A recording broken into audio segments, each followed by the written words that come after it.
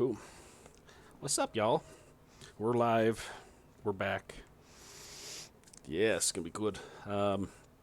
Welcome back, everybody. You see, we're on a little bit different layout here. Got at least one. That's two that are not here tonight. That aren't going to be around for this session. So I thought there was going to be one more that wasn't going to be here, but he's here. So it's cool. You can just see his ceiling. Got a nice shot of his ceiling.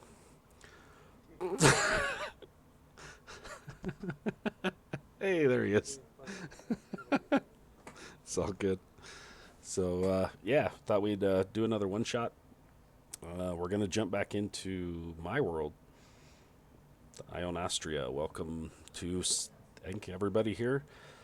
Let's see, there was two of you that were on the last one shot, but the rest have. Grace wasn't here for that one. Nope. So, nope. So just two of you guys have been. Last time you guys got to play up north, way up. If you can see on the map, way up here where I'm pinging is where the last little one shot took place. Up in the Lantrif area, northern part of our world. We're gonna take a trip into a little different area this time around. Yeah, so we'll be back. Hopefully, guess we'll see with the next session. Back to our normal one. Maybe finish that one off for a little bit before we fully jump into this world.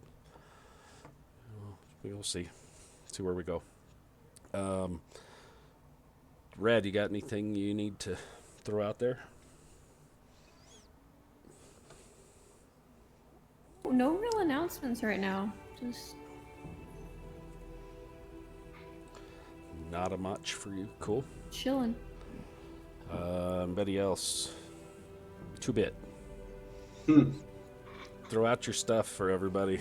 I Home dude made a fantastic video. Get on and watch it. Throw your stuff out there for anybody watching. We can get yours. We can get your stuff added to the bottom of the screen too for all your social stuff. Throw it out there for everybody. yeah, all right, yeah. So I have a Twitter and an Instagram where I throw all my 3D work. I've done a lot of 3D stuff, just 2-bit 3D. And then if you want to go on YouTube, he was mentioning this. I was in a video contest and I made this D&D video or rehab for D&D addicts, and so you can find that under 2bit_IRL on YouTube, or you can just look up rehab for D&D addicts and you probably find it. It was awesome. Yeah, I went and watched it. It was pretty funny. Yeah, That's a good I had one. some fun with that. So yeah, jump on, check him out. Hopefully he's going to be joining us for our full next session too. The whole new season we've got coming up. Joe, I think, is going to jump in. So first time on my stream for Joe. Cool. I'm glad you're here, buddy. It's going to be fun. Glad to be here. It's going to be fun. So, anything else anybody's got before we jump in? Actually, hold that thought. I do need to throw a thank you out again to, you guys heard me about it a million times, Blue Box RPG. Dude, these guys are fantastic. John over at Blue Box, he sent me some stuff when I won some more dice off of his channel, off of one of his streams. And he sent me a few other things. I got to show you. I don't know if you guys can even see look at the Blue Box emblem on the velvet bag. That looks For these nice. dice. It is so awesome. See that? Yeah. way So awesome. these dice that John was giving away, I happened to win them. These bad boys right here were ones that he won, or sorry, not won. He was given for running his campaign and stuff during GaryCon. So Luke Gygax sent these out to all of the people who ran games and DM games during GaryCon, and he was given away, and I was lucky enough to snag those. That's awesome. So Pin and the running joke on his channel, if you ever go over there, go watch his stuff. There's a little dinosaur. There's a story behind it, but go watch, jump on, follow Blue Box. Dude, I'm telling you, those guys are awesome. They've got a lot of good stuff going over there. A lot of good streamers. So jump on and check them out. Cool. Well, you guys ready to rock and roll? Yeah. Yeah. All right, let's get into this. So, the world that you see before you, Ionastria, is a world that I have been working on in my head off and on for the last about 2 years.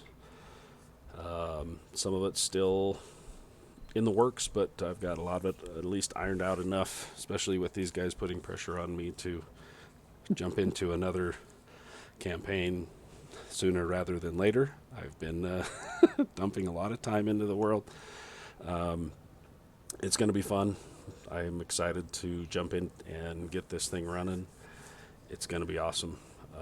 But for now, let me pull this up real quick, and I will read something for everybody to give everybody a little bit of a primer of what this world is, how it came to be, at least a little bit. Give me 1 second.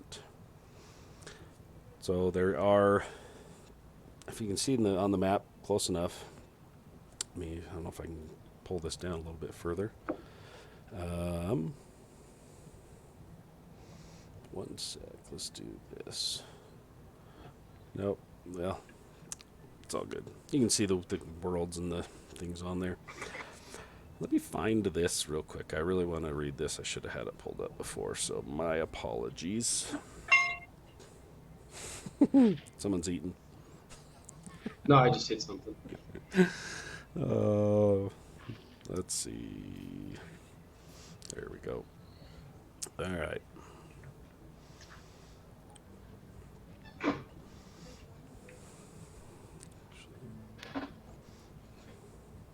Come on. Sorry, this thing is, I had it and my phone is not wanting to connect to the internet at the moment, so this is awesome. All right.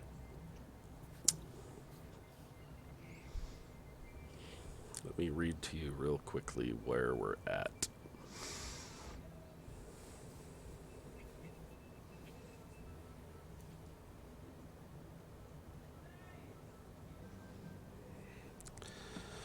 In the beginning, the cosmic seas of times contained all that was, is, and shall come in one reality.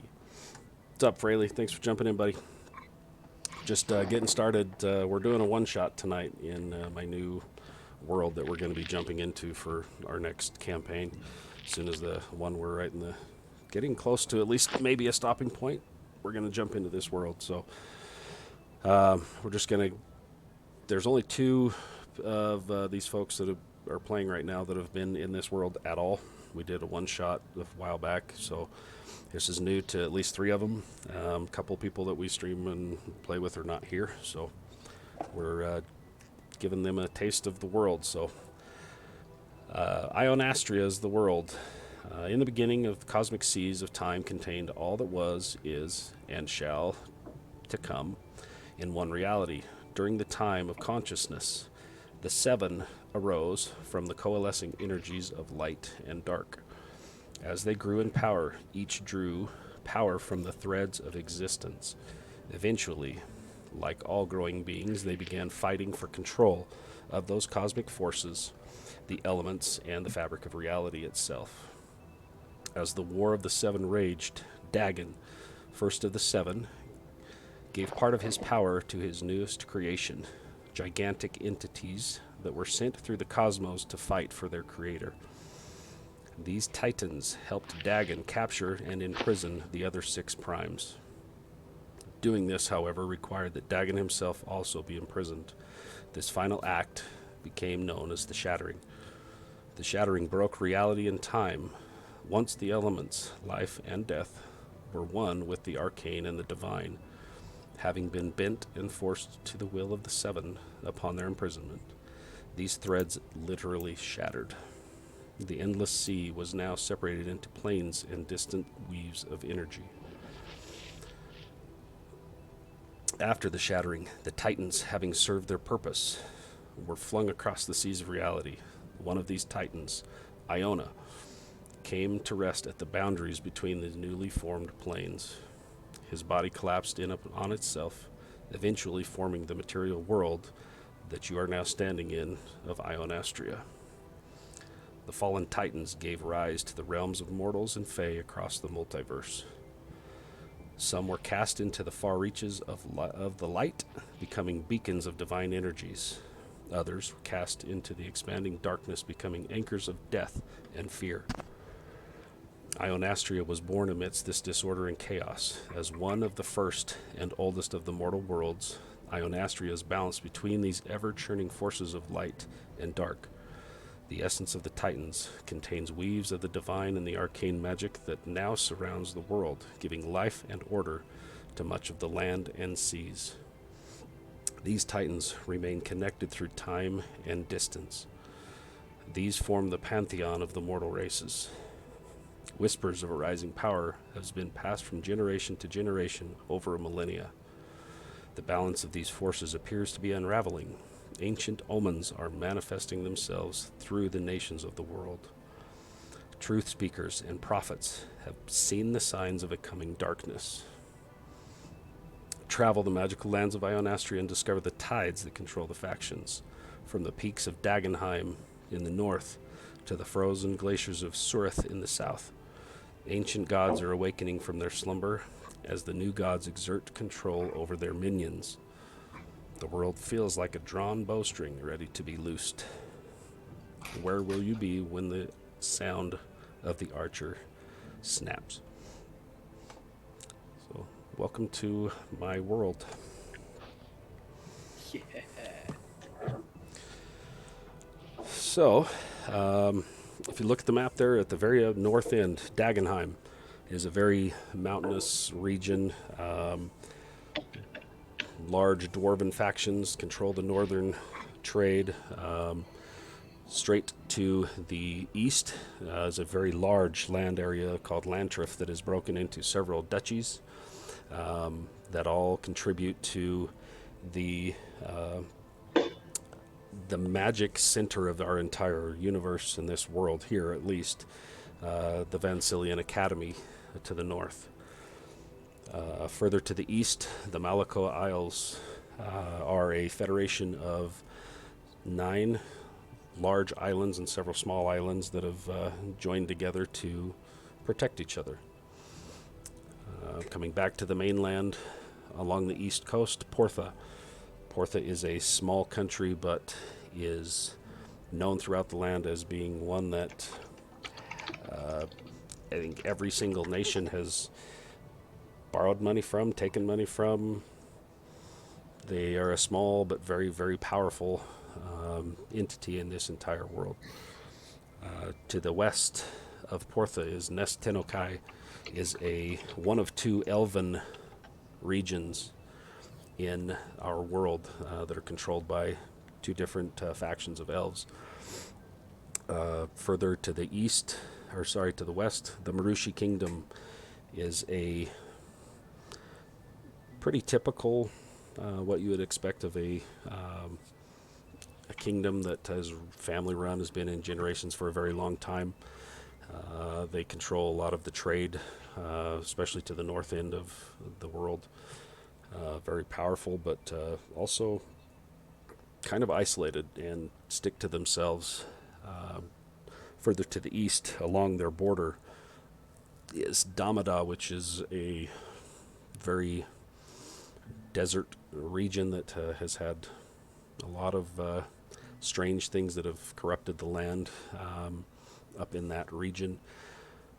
Straight to the south of that, Nesrena is the center of all wild magic and druidic practices throughout the world.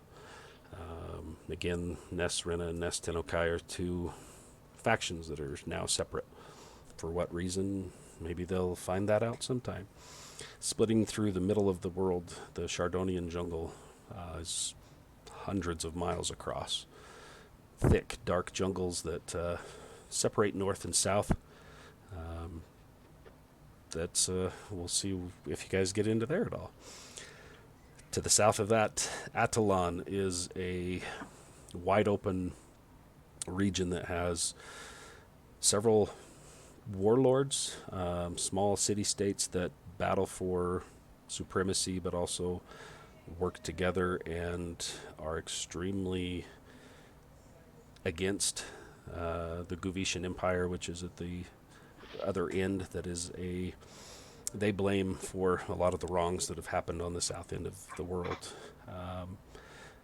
The Guveta is a tiefling-run country, so we'll see if you guys get into that one or not. Surith is the far to the south, the frozen wasteland that has echoes and mysteries and rumors of things that have coming out of that area that may or may not have importance that for what happens with this world. So, very brief rundown, but this is Ionastria here that you're now looking at. So, any questions? I can jump in real quick before we roll if you want. I'm not going to go into a lot of details, but if not, we'll get rolling. Guess just excited to be here. Hey, Fraley, if you're still there, let me know if the audio's working. Hey, Joe just cut out on us. I'm still here. Oh, your video's off. Yep.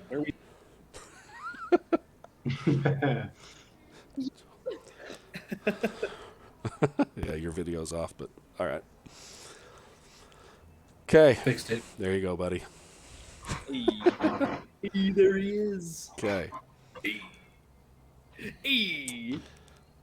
So, man, I'm excited, guys. This is going to be fun. So, like I said, the last one-shot was way up to the north, up in one of the central duchies of Rolfan. Way up here is where the last one was. Where you guys are jumping into this world is clear down here to the south along the coast of the Crescent Sea. We're going to be kicking off right here. If you can see where we're at. So we're at Adelan. You are in the northern chunk of Atalon as it gets to the very northern end of their controlled region, right along the Crescent Sea. The Crescent Sea is obviously shaped or named after the shape. There's a very, very large island that sits out in the middle of this bay sea that who knows if you guys will get to that, but it is out in the middle of there. The city that you guys are finding yourselves in is it's not a very large seaport. Let's drop you in, just kind of give you a little bit of a taste of where you're at here. So the northern end of this piece of Atalon is getting very, very humid.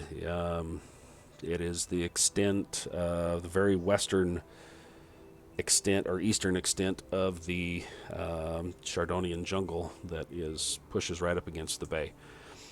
Just north of here, there's a very, very large river that cuts the world in half, runs through the heart of the Chardonian jungle.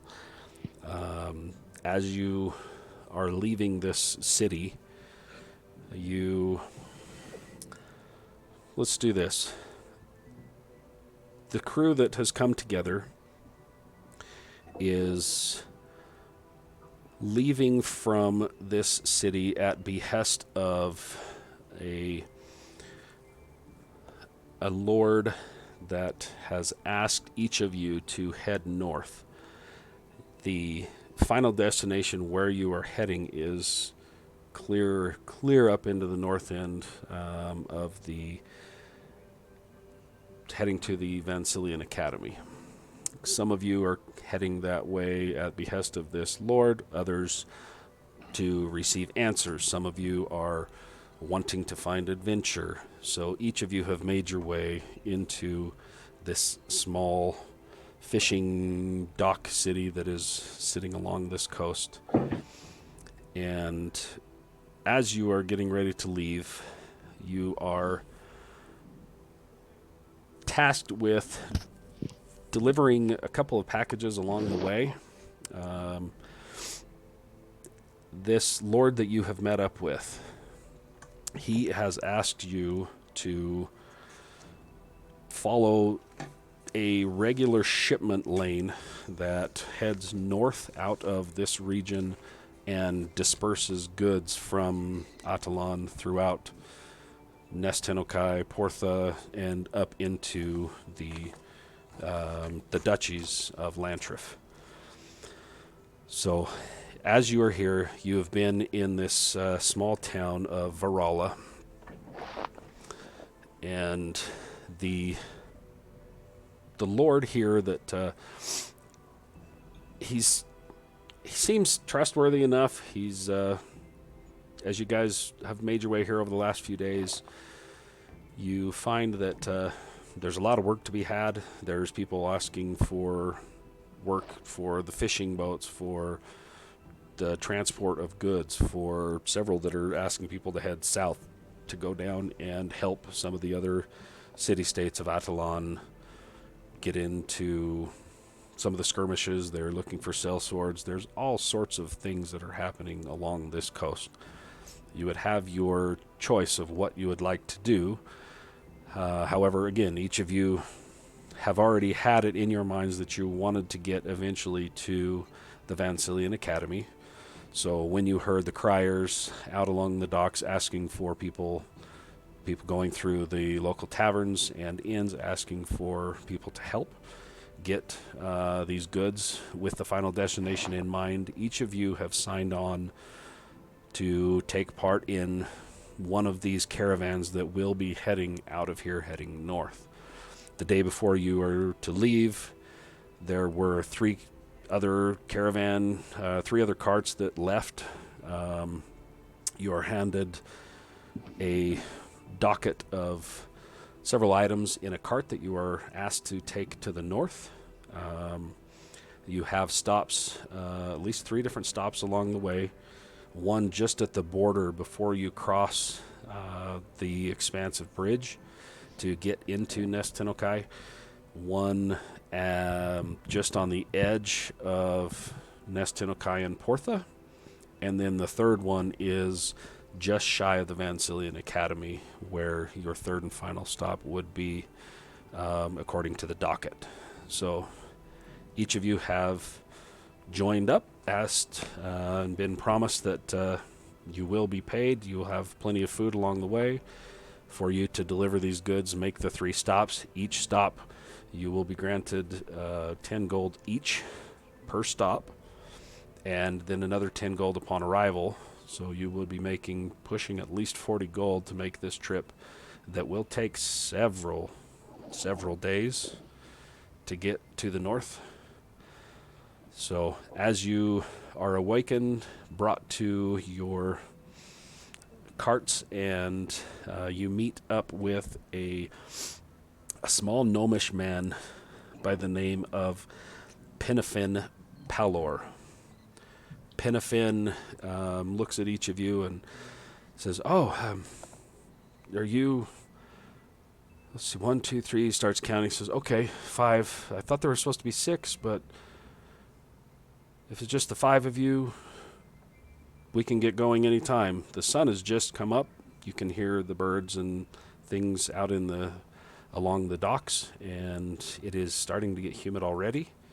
It is early, just after sunrise, so if you would like, let's if you want, can introduce who you are, who you're playing for this here one shot, give us a description, and then we'll get rolling. So whoever wants to go first.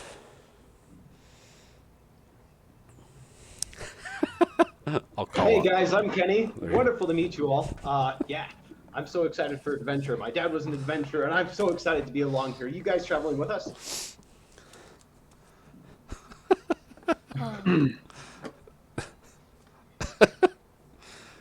I'm so sorry. Can you run that by me one more time? What did you say your name was? Kenny, from a long line of adventurers. My grandfather was an adventurer. My father was an adventurer. They were both warlocks, but I myself, I'm a fighter. Yeah, that's me. You can see that my sword, as I reach for my back, I've got a big heavy sword. It looks like I can sort of barely hold it. This belonged to my mother.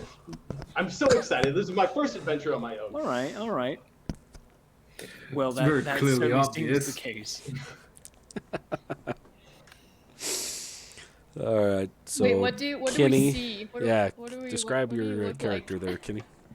Okay, so yeah, I'm like 5'6", so like I'm like probably like 19, like a young adult, and I've got chainmail that again sort of looks baggy, like inherited, and a great sword that I can barely wield, a little bit big for me. Bright-eyed, excited to go, hasn't really seen the world. Nice, nice, nice. And according to my character sheet, I have a Wait, ladder. what race are you again? I'm just a human. Just a human. Just a human. Nice, nice. Okay, the human Kenny. Joe. Yeah. Name's Gillum, dwarf, around 4 feet tall, he would say. Carries a great axe on his back. You can clearly see that he's done this before. He's just here for the money. Nice, nice. Okay. Let's jump to Red, and I don't know who's Wyron and who's Elric. I'm Wyron. Hi. My name's Wyron. You kind of see a human-looking chick. Just a human. There's another one. She a big girl. Yeah. She a big girl, probably almost 6 feet. Really well built. Crazy What? Yes, froze up. crazy Viking. Yeah. Oh no, did we freeze? Now you're back. Large Viking There we woman. go. Got it. That's a big woman. Yeah, large Viking woman with rusted armor and a rusted shield and sword. Nice. Nice, nice. Cool. We have another human. Elric.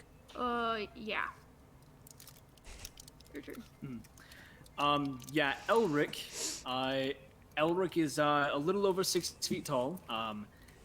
Very slender build. Human male. He's got long, kind of jet black hair that comes a little down past his shoulders. Lots of just leather armors of greens and blacks and the occasional bit of gold here and there. Sharp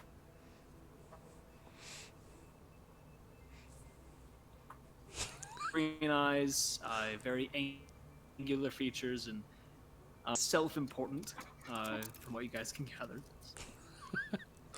Okay. Yeah, I think you're right. You do not see any visible weapons on him. Ooh. Yeah, I think you're right. Wyron is Olga. Good call. Olga. Vin. All right, Vin. He is about 6.5 feet tall, really unaveragely sized for a Githyanki. You notice that he's a little more ashen in color, kind of grayish. Not old though, maybe mid-30 look. Almost no hair is able to be seen on him.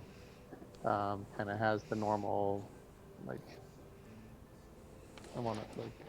kind of like the livered spots around his face and skin that you can see. Quite a bit of skin that you can see. He doesn't wear any armor. Instead of armor, it just kind of looks like he's loaded himself with multiple different types of weapons. Really muscular, like I said, unaveragely large, and yellow eyes. I love the choice of race on him. Love it. Yeah. The Gith. It's awesome. Okay. So, Penafin, as you see him, he's an older gnome. Has one eyeglass, a monocle that he has on. Kind of squints around at each other, or each of you, holding these large section of papers and different scrolls and things that he's like. It looks like he's taken Costanza's wallet and he's holding it. It's got papers and crap everywhere, kind of like clasped together that he's trying to rifle through. And he's, okay, well, shall we?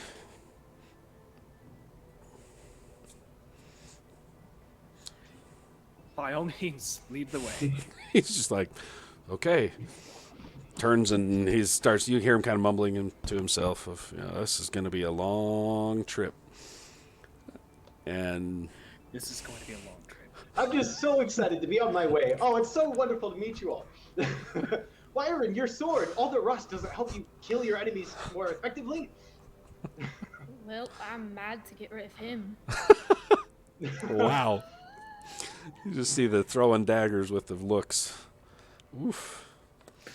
Oof. Oof, big time. Oh, lordy. Kill him, that great axe is about as big as you are. I love it. How do you heft that thing? Oh boy. You're talking to Yeah, me? no, Kenny has a good question. It's not as heavy as it looks. Oh. Wow. It's still impressive. Aye.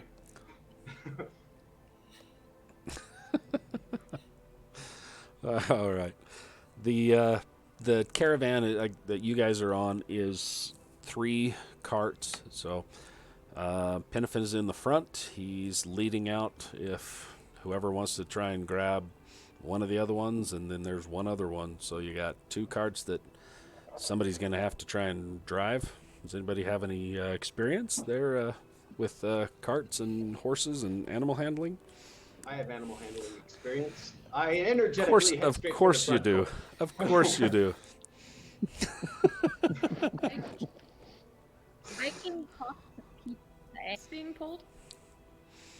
There you go. Okay, so whoever wants to jump Wait, on are the they, other ones. Are they horses? Oh yeah, there's two horses per wagon. These are quite large wagons that are being loaded up. You guys are now 3 of you in a row. Approach one of the wagons Okay. with the horses, Okay. and I'll just kind of pat one of the horses on the neck and say, hello. If you don't mind, I'll be guiding you to where we're gonna need them to be going. Its head's turned slightly towards you. It's got the little blinders on the side, so as it turns, you catch just the one of its eyes, and its ears kind of flipped forward, and as it looks at you, and doesn't seem to be skittish at all, and looks back forward. All right then, I'll just climb on that one and take Okay. the So reins, I guess. So that's going to be the back one. So we'll have Penafin in the front. Kenny, the super excited fighter, is in the middle. And looks like Wyron is jumping on to guide the back. The rest you guys want to jump on? I pat the bench next to me and I call out, "Who's with me? I'm so excited. We can talk the whole way there." Oh, please, not me. You know, Gilliam, I think that's best for you, either Yorvin. Just stares you down. I see Well, them sort of more muttering stares to you each up, other. but Yeah, stairs up, yeah. Nice. Nice. I see them muttering, "Oh, guys, no need to argue over me. I'm willing. We can do switch offs. I'd be happy to talk to everybody." I believe that Elric would like to go first. Elric, my good man, you Dude. look very wise. I have many questions to ask you. Please hop aboard. This is going to be a rock, paper, scissors. I guarantee it. Oh, Gilliam. Oh, Gilliam. And with that, I go and jump on the wagon with Wyron. Nice. Nice. Nice. Elric, I see you won the Yeah, coin just toss. muttering. Just climbing onto That's great. climbing onto the cart with Kenny, just muttering to myself under my breath. Oh, Yes. that dwarf better watch his meals. I'm gonna slip some poison in there. Wow. Yes. Oh my gosh, you know how to make poison? You gotta Climb teach me. up. It's such a useful skill. Oh, Where's our gift friend going? Just Oh, the you've front. got really Because keen there's ears, just the don't you, 3 Kenny? total, right? Yeah. You I'll be know, up with the gnome. Okay. He looks at you and just kind of, it doesn't look phased at all. You get the sense that he has seen about anybody, anything come through this port. Yeah, he's not thrown off one bit by Oh, I seeing figured. Yeah. anything like you. So as you guys head out of the port town here, the roadway climbs rather quickly. As it comes out, it starts a zigzag to go up a very steep, almost like a cliff that drops off. It's a few switchbacks, and then as it rounds up to the top, you see off to the west. There's a couple of rolling hills that have some palm trees, and then about a quarter of a mile off, it is thick forest, jungle, and beyond that, all you see is the first maybe 100 yards or so, and then it is fog and mist beyond that. You cannot see any further west than maybe half a mile before it is thick jungle and mist, and you can see clouds are rolling right across the top of the jungle that is to the west of you guys. For the sake of this, we didn't do a big old backstory for everybody. Each of you have heard rumors of the Chardonian jungle, how thick it is, how dangerous it is. So you know where you guys are, kind of where you're headed. Each of you that made your way down here don't know a whole lot about Nest Tenokai, where you guys are heading into. One of the 2 elven kingdoms in the world. But, are excited to get going. Like I said, you've got a long, long journey if you guys are going to make it all the way to the Vancilian Academy, clear to the north.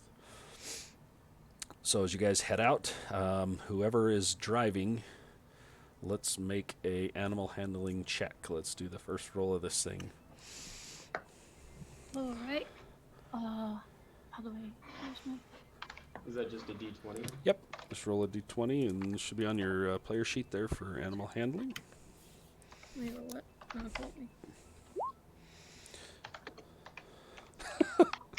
Nice. Nice. Real nice. Oh, this is great. Did I roll? Did you roll? Oh, got an actual 19. Plus animal handling? No, sorry, 19. So, okay. All right.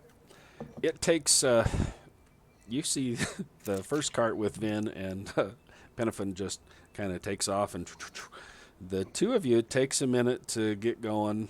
Mr. Excited just about sends it off of the side of the road a couple of times before you finally make it up over at the top. And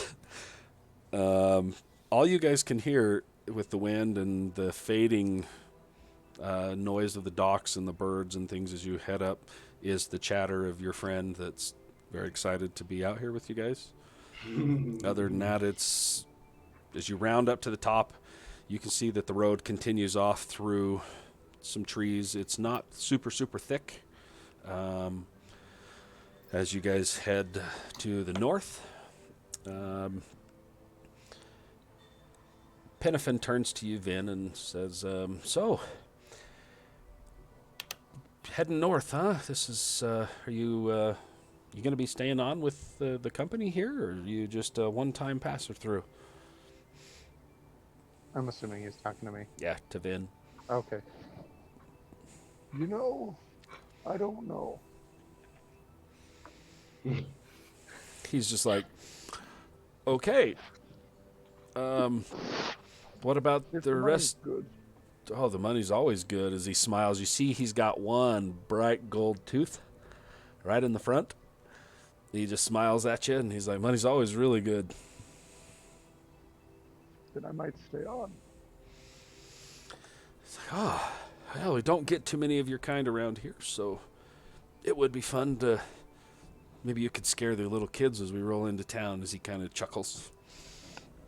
I just put a big old grin on my face. I'm like, believe me, I'd love to. He's like, I got to make a note as he's kind of riding. The horses are veering off to the side, and it's like, whoa, yeah, he's cruising along. The journey's going to be a little while for your first stop is like 2 days away. So it's quite a ways for you just to cruise through here. Again, like I said, the time that you spent in town, you saw that there were multiple caravans that have gone out of the city before you guys, and there are some that come back. It looks like there's trade going on every single day with different caravans going out each day. As you are proceeding north, let's have everybody roll a perception check for me.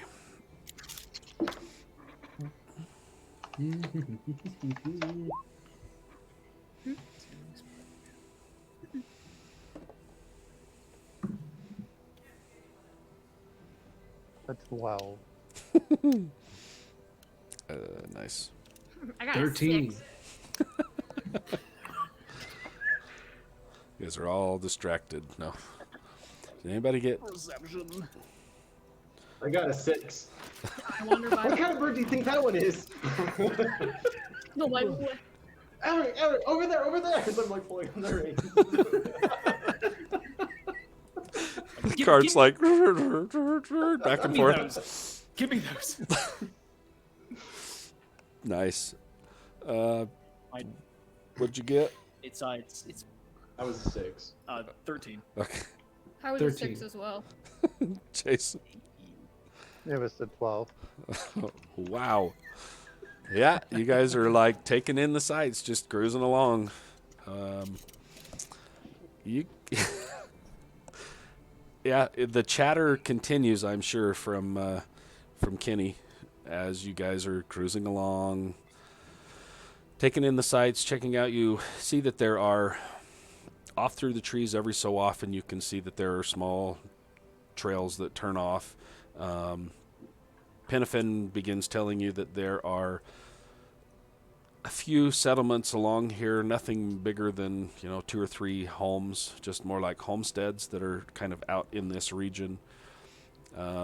He tells you that you're at the far end of the reach of the Atalon area, and he asks you then about any connections or any experiences you've had with any of the elves in your past, either the wood elves, the high elves, anything that you may have had.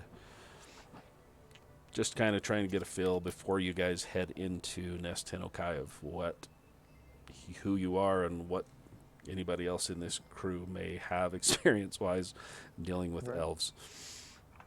Since half of you are just humans, Elves usually don't care for me much. However, wood elves and I tend to get along. He says, what about your chatty friend back there? Well, if he can shut up for longer than 30 seconds, I'm sure no one would mind talking to him. It's like, okay. How long? He asked how long. You guys kind of got together and you guys signed up just within the last couple of days. So none of you guys really know each other super well. So, who knows? He says, okay, well, I'm glad you guys are with me either way. This area along here usually isn't too bad. There's a couple as we get closer, and then up further as we get to the north end before we hit Portha that we really need to be careful, but we should be okay for the next couple of days. And he's just kind of kicked back. He even kicks back, and you see him pop open his little button-down little overcoat thing. He pops open and kind of leans back, holding on to the reins, and he's got his little papers and stuff scattered kind of everywhere around him. So, yeah, there's a lot What of those. kind of trouble are you usually looking at running into? He says, well, every so often, the bandits that come through, that's why I suppose he hired you folks, and looks back and looks you up and down for weapons and says, usually when the bands come through, they see that we usually have enough armored folks, so they leave us alone, but every so often they try, but it's usually nothing too bad. But up north, when we get through the next major city up here, we may see if we can get some help with maybe some magical protection, just to help us out. That last stretch getting into the duchies can be a little touchy. So, but says, yeah, the elves in Nest Hinokai are, they can be a little touchy. If they're usually okay, they're great. They pay great with all of their trade that they do with us, but they can be a little touchy. So maybe we'll stop before we cross the bridge up here and tomorrow and have a chat with the rest of your crew. Just kind of some things to watch out for before we head into their realm. But we should be okay. He just kind of smiles. Should is always a great answer. He's, well, sometimes that's the best you get. I was hoping for a little bit more fun, but that's fine. It's like, well, you never know. Like I said, it's happened a few times along here before the bridge, but not too often. So, anything the rest of you guys in the back are doing? You're just listening to Kenny and all of his exploits about everything. Is anyone answering my question? Am I learning at all here? That's a really nice sword there, Wyron. Oh, thank you. I like your axe. Thanks, it's my favorite. It's a good one. So let me get this straight. You got want to biggest- drive it all? You got the biggest woman in the world next to the dwarf. Mm-hmm. This is awesome. Yeah. Awesome. He's looking up. This is great. Oh, he's hardcore, like, I don't know, it's like, oh, wow, she's got weapons.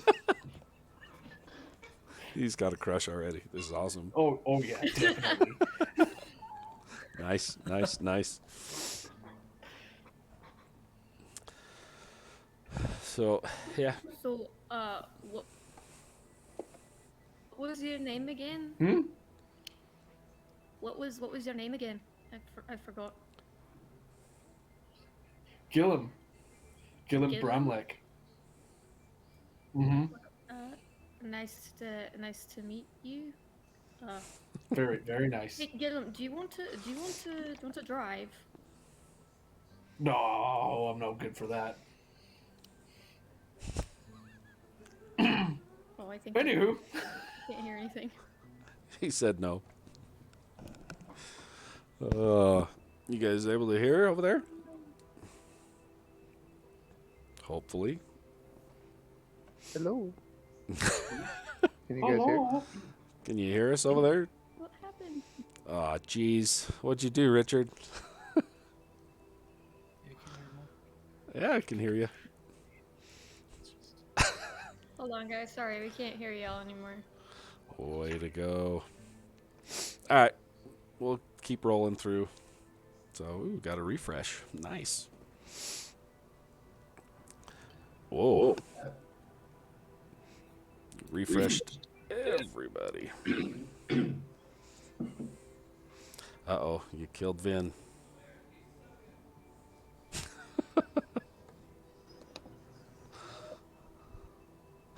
Killed us. Oh, man. I have a light on my camera, and so I thought. Yep, mine's flickering. Whoever's messing with it. Oh, this is awesome. Welcome to my stream, everybody.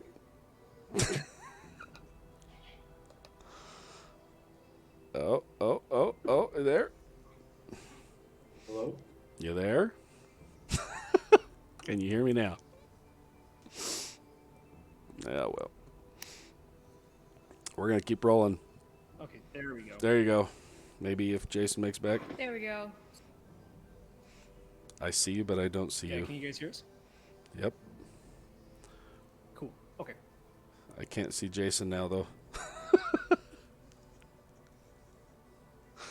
Oh, I think Jason died. All right. So, Oh, we can hear Jason. I don't okay. hear him. Maybe he's Or no, resetting. sorry, yeah. He's resetting, I think. The live stream wonders of trying to do this through Roll20. Love it. Love it. Jay, hopefully you make it back. Can you guys still hear him? Because I don't see him or hear him at all. So, No. all That's right. Vin, right? No, Yeah. I don't hear Vin. Okay. All right. We're going to keep rolling then. Hopefully he makes it back in. So, let's have each of you that can hear me roll a perception check.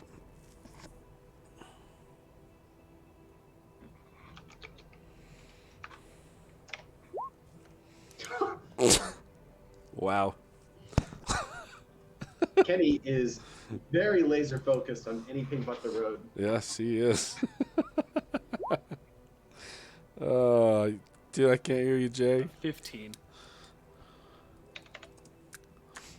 Okay. I got an 8. 8. And a 1. Up ahead, after about 3 hours or so of you cruising through here, again, like I said, the forest just is like a wall along the side of you as this road goes. It's off about, 150, 200 yards, this wall of forest and jungle that you kind of are just skirting alongside as you're heading north. Nope. I can see you on one, but not the other one. And we're rebooting. Oh, this is awesome. All the reboots.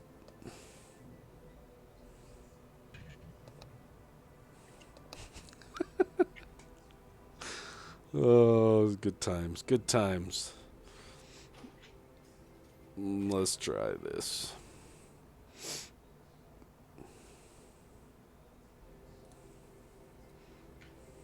We can hear you.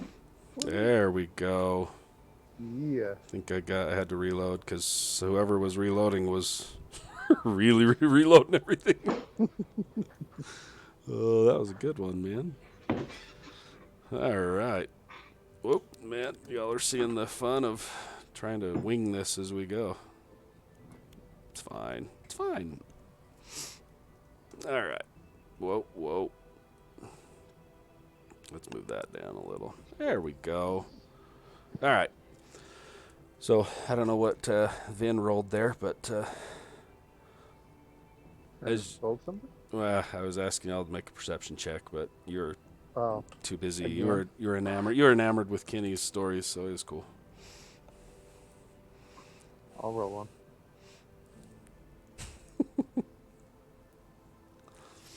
Uh, 18. Okay. Kenny is staring off at trees and admiring the different types of plants and small birds and animals and things that are catching him like a squirrel running through a tree. Vin, after about 3 hours or so of you cruising along, you guys have just maybe finished some snacks and some jerky and things along the way as you're getting rolling. You notice up ahead of you, off through the trees where this road kind of winds through, you can see what you think is maybe smoke that's starting to, you can just see up ahead, not sure quite the distance, but you can just see smoke coming up over the tips of the trees. Oh, yeah. Does anybody else see that? And I point. So you yell back towards everybody. Yeah. Okay. As he says that, each of you, you start looking up and see what he's pointing out is the Your 3 carts are cruising through, going up over a few rises. Up through, you see just some smoke starting to come up over the top of the trees.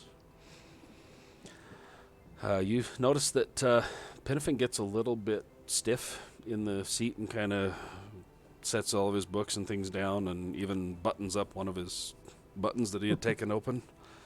And is like, okay, I'm not sure if that's on our road or one of the side roads that up here that turns off. So maybe be ready. And he yells back to you guys too of kind of be ready in case there's trouble up ahead. Would you like me to go scout up ahead just to make sure we're not running into anything we don't want to? He says, that's not a bad idea. And he pulls the reins and comes to a stop and pulls just slightly off to the side. It's not a bad idea. All right. Yeah, I'll hand the reins to my dwarven friend. Okay. I'll just say, Sit. small friend, just watch my body if you could, just a second, and I will take an action to fall asleep. Hell yeah. Hell yes. Describe it. Yeah, so invisible tattoo is very Celtic designs, just kind of start glowing gold all over her skin. And they just kind of start moving, and they start to come out into the air and form the shape of a very large dire wolf made out of these glyphs. And then it floats over to the ground and kind of all gather together, and poof, there's a giant dire wolf right there. As your very large woman friend next to you is sleeping. That's fantastic. Okay. So like I said, it's down the road a ways. I'll So just... Wait, so she just went to sleep? and Yeah. then her wolf pops out. Mm-hmm. It's cool. I'll look back at the company, kind of give them a little woof, and then I'll trot ahead to see where the smoke is coming from. Pinafin, his eyes as you walk past, you see his jaw is actually open as he's like watching you as you walk past and head off up ahead. Anybody going with the wolf, or y'all staying put with the caravan? I'm at least Guys, getting my down dad off said the- that you should never split up when you're in a group. We should all go together.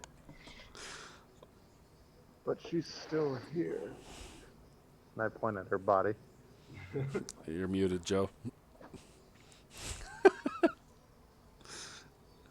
There you go, buddy. Maybe.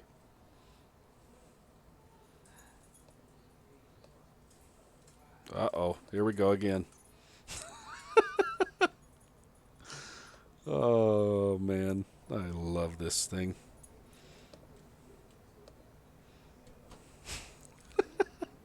Oh, it killed them all. This is funny. It was an ambush. We're back again. And we're back. And Joe's still muted. There we go. Just sign it, Joe. Write it on a paper and hold it up to this camera. There you go. Still muted. Oh, this is great. Well, I turn to Vin and I say, you're right. Well, in that case, we should ask the wolf to stay, and then we'll wait for her to wake up, and then we can all go together. Why? Why? Did the wolf already take off, I'm assuming? Why did you already go ahead? Yeah, Wolfer's gone. Okay. Wolfer's gone. Okay. Well, maybe we should chase it down then. Make it come back and wait for her to wake up. How are numbers, guys? Oh, hang on here. Where you at, Joe? Still nothing. Wait. You there? Nope. All right. Whoa. Wyron, you, wolf takes off heading forward. It takes a couple of minutes for you to trot along the road. You round a corner, a stand of trees, as you can now see that there is a little bit thicker smoke coming up. As you round the corner, you see that there are what looks like the remains of a caravan, at least one cart that has been, the wheels have been broken off. It's kind of shattered, laying in the middle of the road and kind of smoldering. It's not fully on fire, but it looks like it's was on fire, or somebody tried to start on fire or something, but it is smoldering as you get around, and you can see this now up ahead of you in the road. All right, I'll proceed with caution. Okay. I'm gonna use my senses sniffer. I'm gonna use my channel my inner Sophie. Can I smell anything around? Roll whichever one you want. Perception, investigation, nature, whatever. You tell me which one you want to try to use. Let's see. Let's do.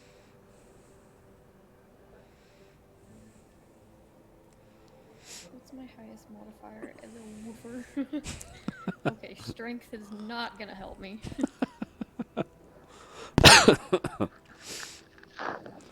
Okay, yeah, I will roll a perception. Okay. Yeah, I'll do a perception check. Cool. Roll it up.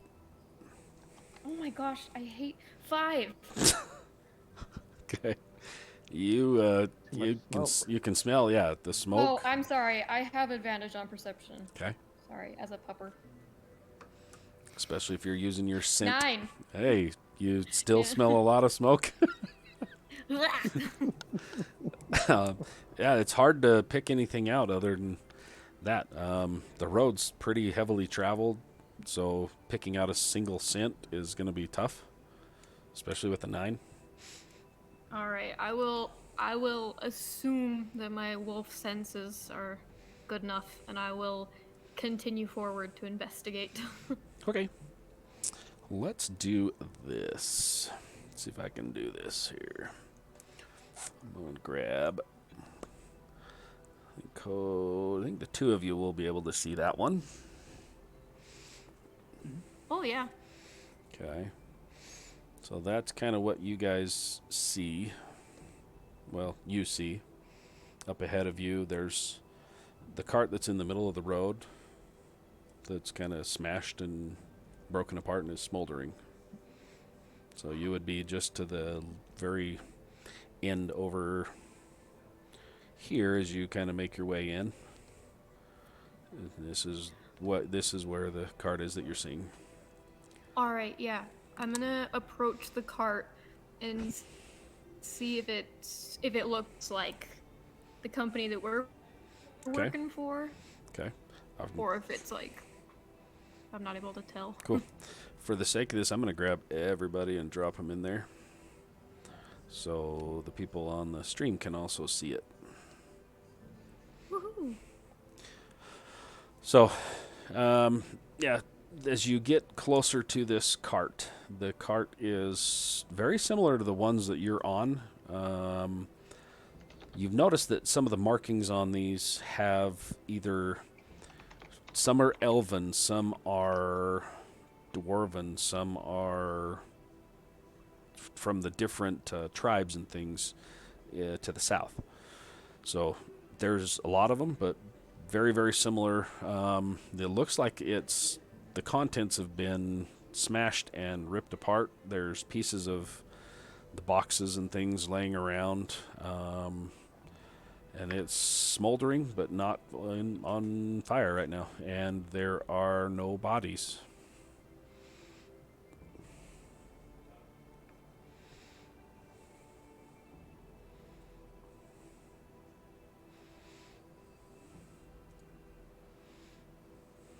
You still there? Or did you lock up too? Look around.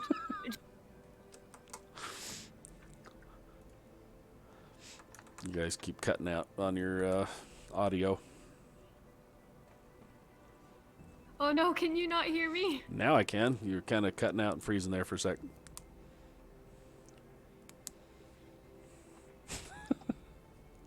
There we go again. Oh, man.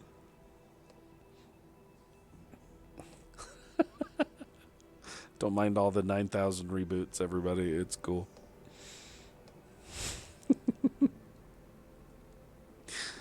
Oh, too funny. Too funny.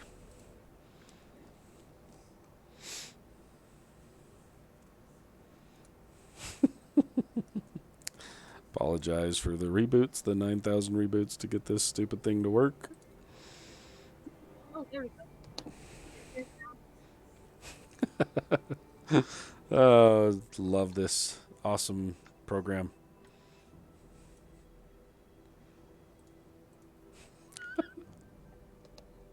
Never again. Never again. D20's having some Good issues. golly. I'm Can you guys telling hear you. us? Yeah, yeah. Do you want to switch to Holy Discord crap. It's a matter of trying to get the audio onto the OBS. That's the only issue I had.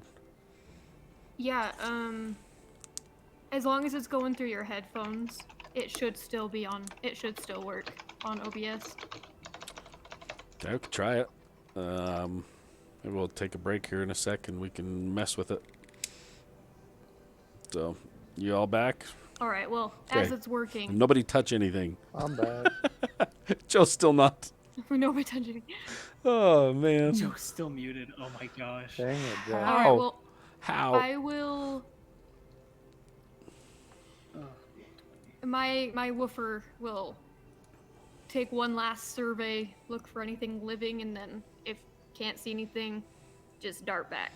Yeah, there's nothing there. You said just the cart that's smoldering, but that's it. No bodies. All right. Cool. I'll just dart back to the caravan then. Okay. As you make your way back to the caravan, I may need to reboot the just to refresh the one that I'm hosting on as far as all that, so that may help. But why not? Let's try one more, shall we? Here we go. 8,000 reboots later. Beam me up, Scotty. Come on, Joe. Nope. Holy cow. That's terrible. Just terrible. Sorry, buddy. This stupid thing. All right.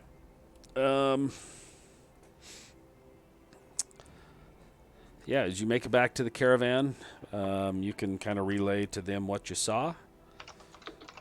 If you want, we can take a quick break, and then I'm going to see if I can't get all of our audios back resynced. So we'll be right back and see where they go now that they've found something in their way. We'll be right back.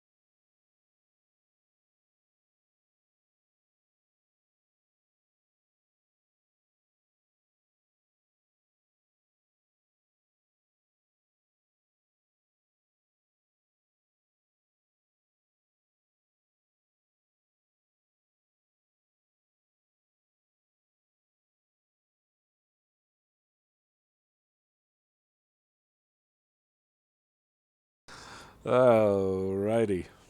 Maybe. Hold on. We're back, sorta. Technical difficulties.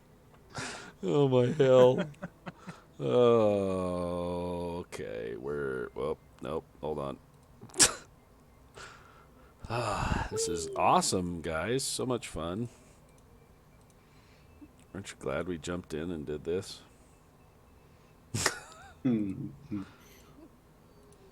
Where the hell is it? Oh, there it is. Maybe.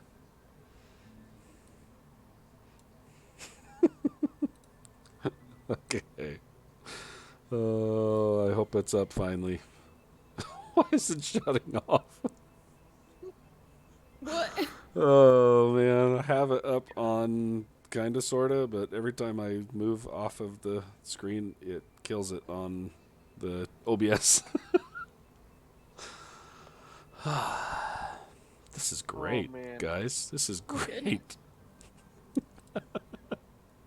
If anything, it's comedy. Oh my hell.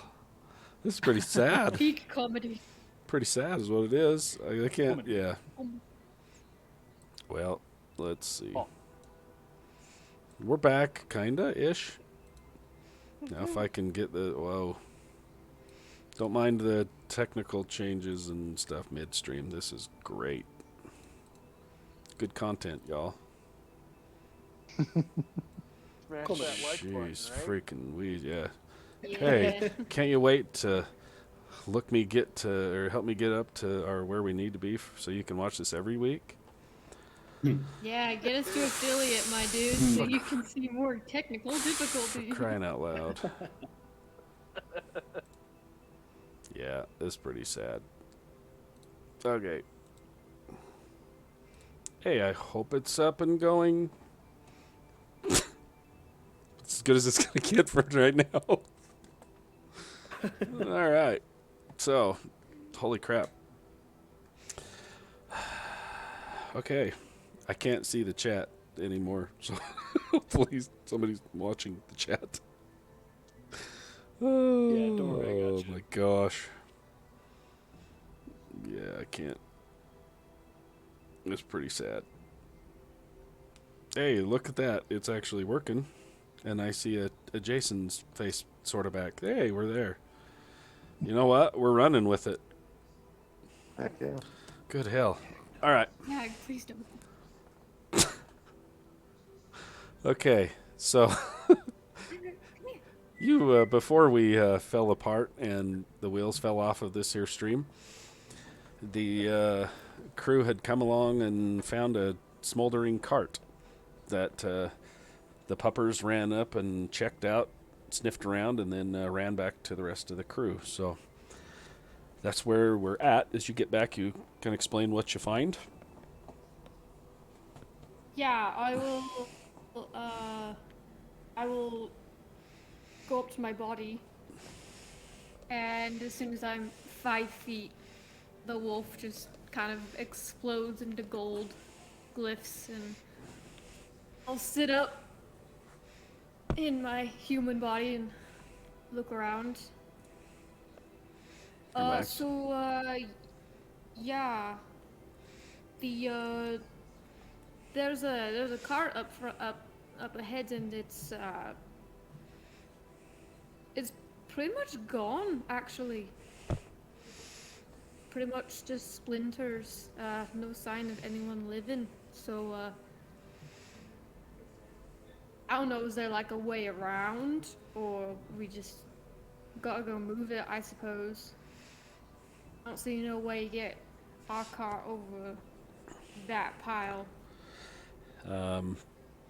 Penifin asks, did you see a road that was off to the left up there by chance? Yes, I did, right? Yeah, Alright, up. It's been a little bit of a minute. Yeah, as you went up and back, there is another road that turns off right where this cart has been burned. Maybe 30 feet down the road, there's a road that turns to the left, and then the main road keeps going. Yeah, there's a road that turns who left. We couldn't see what was down it, but Is there? So nobody's around this cart. Shall we head up there and see if there's anything to salvage before we move on? Then. Yes. it looked like everything was burned or rooted through. But I mean, if you guys want, there's nothing really to worry about. Didn't find any people or anything. Yeah, let's just head up that way and see, and if there's anything to salvage at all, and we can hopefully be on our way and figure out who did this. The Lord's going to want to know who's going after our carts again, so he spurs the horse forward, and the first cart pulls out and starts going.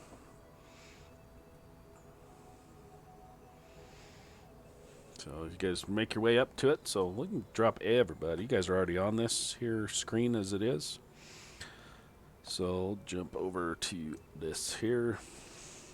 So again, you guys are coming up and you see there's the 3 carts, and you all as you pull up. So the cart is up here that's completely burned out. Yeah, you roll up, you see exactly what she tells you is there. There's a cart that's been burned and smashed, and that's about it. There's a few things scattered around. But you want to do anything, or are you going to roll right past it? Wow, this really is a proper adventure. Guys, help me look for treasure. I start digging through the most burnt car that I can find. Okay.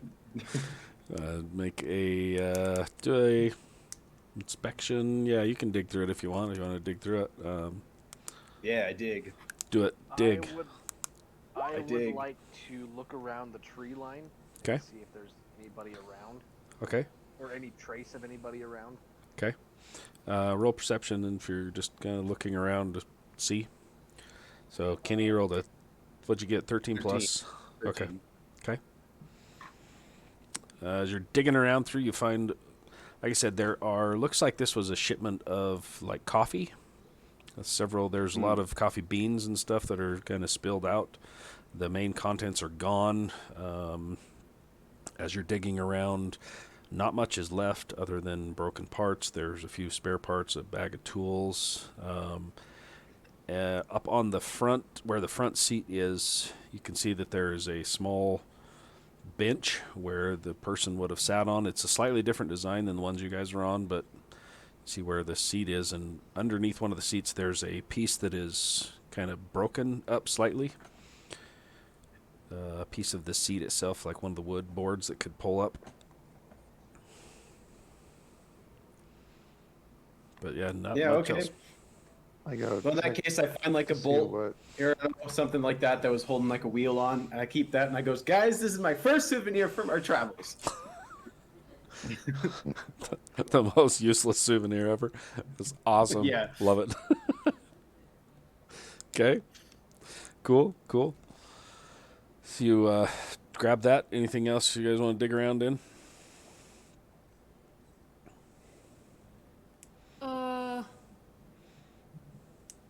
Just as I'm looking around,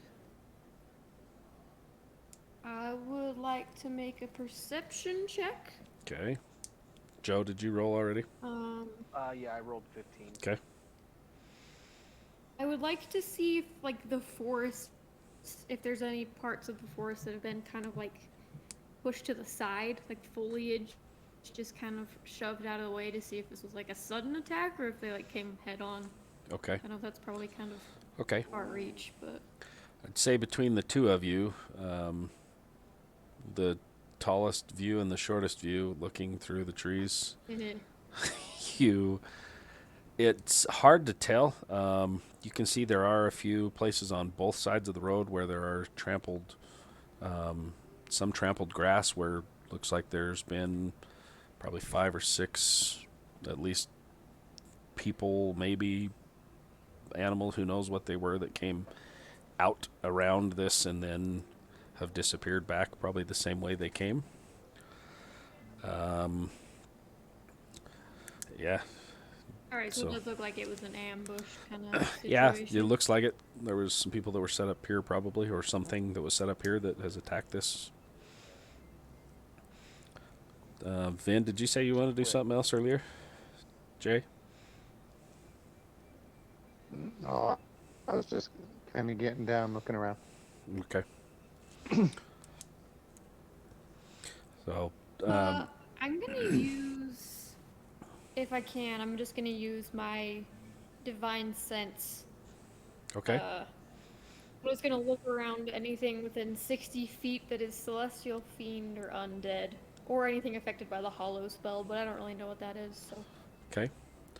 You cast out, and you do not get any hits for any of those Alright, cool. anywhere in the area. Penafin jumps down, and he walks up and kind of rumbles around and pushes around through a few things, and he points at the seat that's kind of bent and broken up, and says, "Well, somebody please help me." All right. I walk over and help him. Okay. The piece of wood that Kenny had also seen, it's kind of bent up slightly. You grab a hold of it and you pull up slightly on it, you can see underneath it. It looks like there's another hollow spot underneath, probably where the driver keeps his stash of personal belongings, or maybe the money or something. Penafin knew right where to look, but he cannot get this thing open. Hence the reason he's asking for somebody's help. So whoever's wants to roll a strength check to see if you can help him bust that thing out. Sure. Yeah, I rolled a 6. I rolled total 13. Okay. Between the two of you, kind of wedging your fingers in there, you each get a couple of splinters, and one time you're pulling, it kind of snaps back and smacks your fingers. You're finally able, between the three of you, you snap, it pops open. He reaches down inside, kind of rumbles around, and as he pulls it back up, he has a small box in his hand that's about, maybe 5 inches long, and it has a clasp on the front edge. As he turns it, the two of you that are there with him see it. You can see that the clasp looks like it's been pried as he pops this thing open. Ooh. He takes a deep breath and is like, and turns to you guys with a look of panic on his face. And the little box that you can see that's now been popped open, the clasp, it was a very ornate, almost like a walnut wood that is very finely crafted. It has some gold edges that run up around that have some very nice metal work, and the clasp itself looks like to be probably gold that is latched over, and then it is bent up out of the way. And as he pops it open, the inside of this has a beautiful velvet lining that has an indentation where something is missing, and he is panicked as he turns to look at you guys. What is that? He says, look, he turns and he shows you on the top edge of this, there's an engraving on the top of this that has a name that is engraved on it. The name of Bowden Talbot. And as soon as you see it, each of you recognize that Bowden is one of the local town, almost like a mayor, kind of. But his estate is up the road, and the road that turns to the left is where Penafin says, you all remember Bowden. His residence is up here. There's a small town just over into the jungle slightly is where he lives, in the small town there. This is his. He's going to be extremely angry that this is gone. Perhaps we should go tell him now before we get blamed for this thing missing. Mr. Pennifin, with all due respect, my father says an adventurer never strays from his goal, and that is not our job. I think that we should continue down the road and leave it where you found it. Obviously, it wasn't us. He just kind of shakes his head for a second as he snaps back as hearing you. He grabs you by the almost like the tuft of your shirt and starts pulling you back towards the cart. As he does, you get to the edge of the cart and he rips open the tarps that's covering all of the stuff in there, and you can see that there is markings on those that all of the stuff that's here belongs to Mr. Talbot. He says, there is no bigger job than getting this to where it needs to go, but he will want to know that this is missing. This is something personal of his, and I have no idea why it was on this cart, but I don't want to be blamed for it. But Pennifin, I don't work for Mr. Talbot. I work for the people that employed us to take this stuff to the university. He just kind of... I have a reputation to uphold. He just looks at you like, and turns and walks away. He's like, gets up on the cart in the front one, and he says, I'm going to Allfield to meet with Mr. Talbot. I suggest you come along with me. I'm going to the university. He's okay. Mr. Talbot, or sorry, Pennifin. Is there any use in maybe trying to track down the people that robbed it and maybe see if we can get it back before we? He kind of he says, we can try, but if this is what I think it is, I don't want this in my hands any longer than it needs to be. If you want to go tromp through the woods to find it, I'm going to Allfield. I can meet you there, or you can come with me first. It doesn't matter, but I'm going now.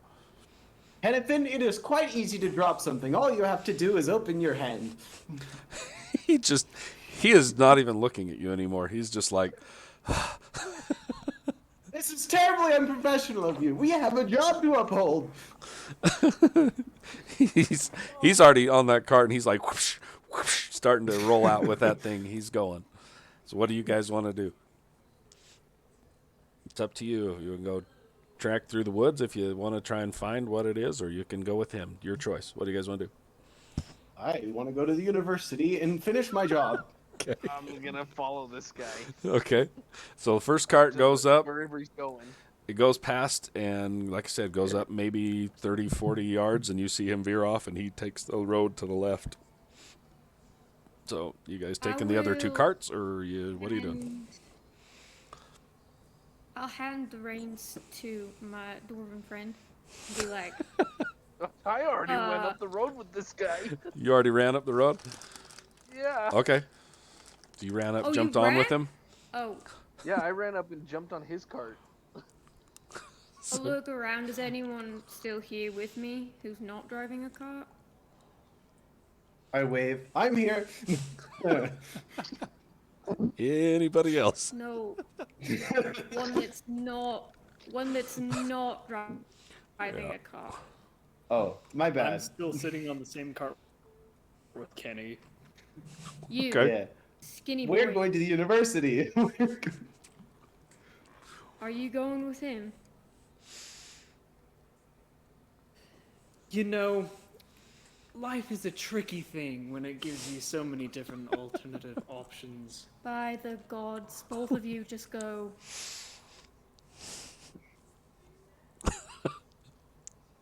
Okay. You guys tell me You what you know, do. seeing as we already lost 2 people, I'm sure that they'd be willing to split the remaining gold between us. Not only will we get more reputation and more experience, we'd also get more gold. Come with us to the university. You do realize that the odds of you making it down this path alive with all your stuff is very low. The guy that was I in... clamber off the cart and I head over to Lyron's Nice. and I climb aboard. Nice. Good lad. Nice. I'll hand him the reins. Okay. Oh no, you don't want to be handing me that. I don't handle the beasts. Well, that's too bad. I'll hand him the reins and I'll put a hand on his head. I could drive for And you then I'll fall guys. asleep. On I'm assuming Vin. I'll drive for you guys, but I'll drive to the university. So Vin is gonna go with Panafin as well. Oh yeah, Vin's already up at the Yeah, there you go. first wagon. I just didn't have a chance to say it again. Sorry. All good, buddy. Vin's already up at the first wagon. Yeah, I don't. Your camera's out, so I hear you. Yeah, I know. It's all good, buddy. It's all good. Know you're here. I'm still here.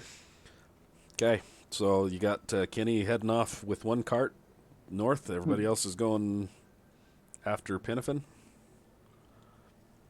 Or did I read that whole discussion wrong?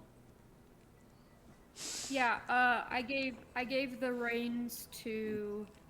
What's your character's name? Elric. And Elric. I fell asleep to be a wolf to see how far I could track it before catching up with everyone else on the road. Cool. What's the distance on your thing? You know how far it can go? I can go as far. I can go as far as I want, as long as my body doesn't die or my wolf doesn't die. Cool. Okay. Which do you want to roll a survival check? Survival. Yeah. That'll be. Do I get perception on survival? No, that'll be a 15. Okay. Do you any certain direction you want to go? Because there was, like I said, there's some on both sides that you noticed as you guys were walking around looking. There was some trample marks on both sides of the road. Any particular direction you want to go? I'm gonna sniff both, and if any of them seem fresher. If neither of them seem fresher, I'm gonna choose the path that leads away from the direction of the town. Okay, roll a nature check for me. Nature. 19. Okay. It takes you a minute as the carts are kind of rolling away from you. You take time. One of them that heads off towards the jungle, you catch a faint scent of, it's almost like an elven. You've smelled enough elves and dwarves, and you can kind of pick out. It smells elven, but a little bit off. And that is the strongest scent you pick up. And if you want to take off after that one. Yeah, I'll take off after that one. Okay. Yep. You take off through the trees with the survival check I had you make earlier. It takes you... How long do you want to spend out wandering around through the trees?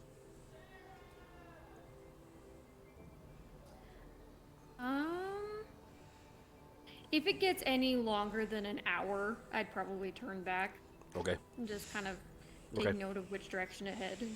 Okay. As you're running through, you kind of lose a track and backtrack a little bit, catch it, keep going. The further you get in, closer to the jungle, you starting to realize that it's getting thicker and thicker around you. Just as you're getting ready to turn, you catch a second and a third and a fourth of these same scents that seem to be getting closer together or converging. As you get a little bit further along, you see off in the distance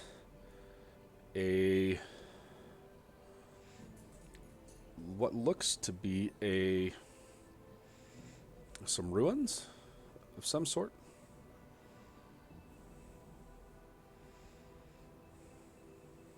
All right. If I can get this thing to make a swap here. There it goes. There we go. So up through the trees, you see that there is some ruins. It's now middle of the afternoon. It's hard to tell and see the sun because of how thick the trees and things are getting around here.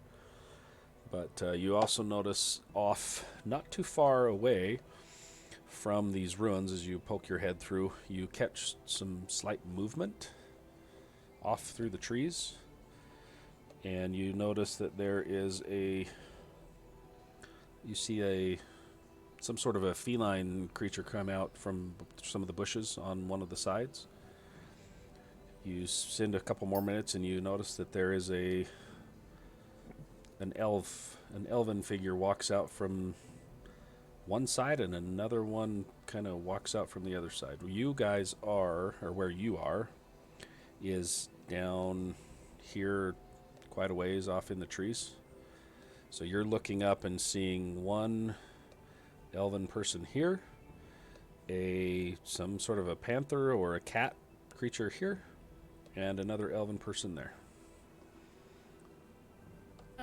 Just from my quick look, what kind of elves are they? Can I tell? It's hard to tell. They look a little bit kind of darker skinned than what you're used to, seeing they're not the typical wood elves that you've seen around. They look to be a darker skinned, grayish with white hair as they step from the trees and are looking around.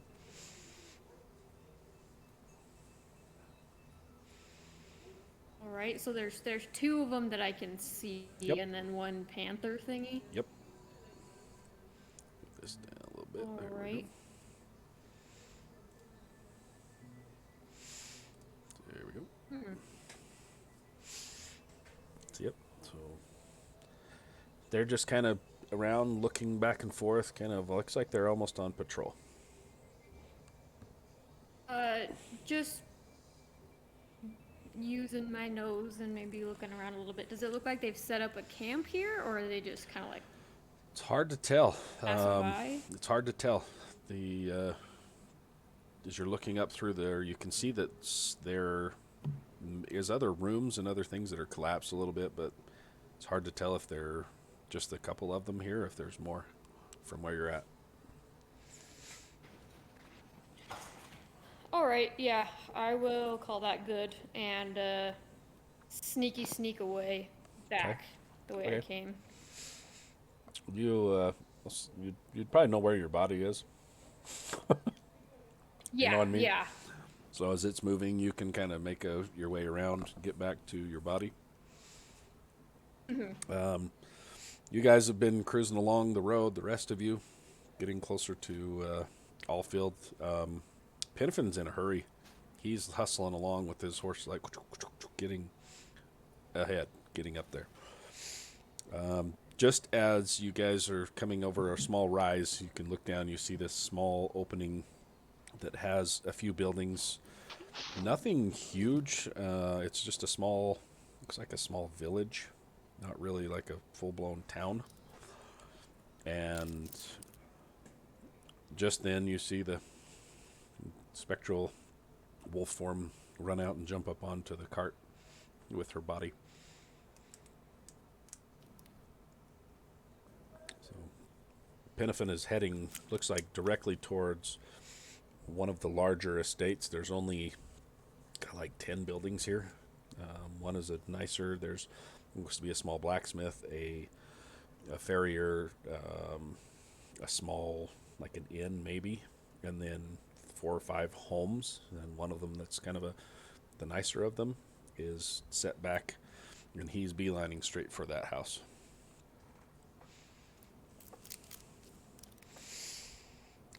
Pass anything on to your companions? If they ask any questions, if not, I'd wake up and look around. Okay. So you wake up, Well. look around. Rise and shine. Oh, see, look, you did. You were able to handle the cart just fine. The horses. So, what'd you find? Followed a scent that direction. I'll point. And a little bit farther in, there's some weird ruins. Didn't quite know what they were, and then some weird elven folk, like darker skin and white hair, and for some reason they really like the ruins. So I'm assuming those are guys, but we'll see. After that, I straight back because I'm not an idiot. Okay.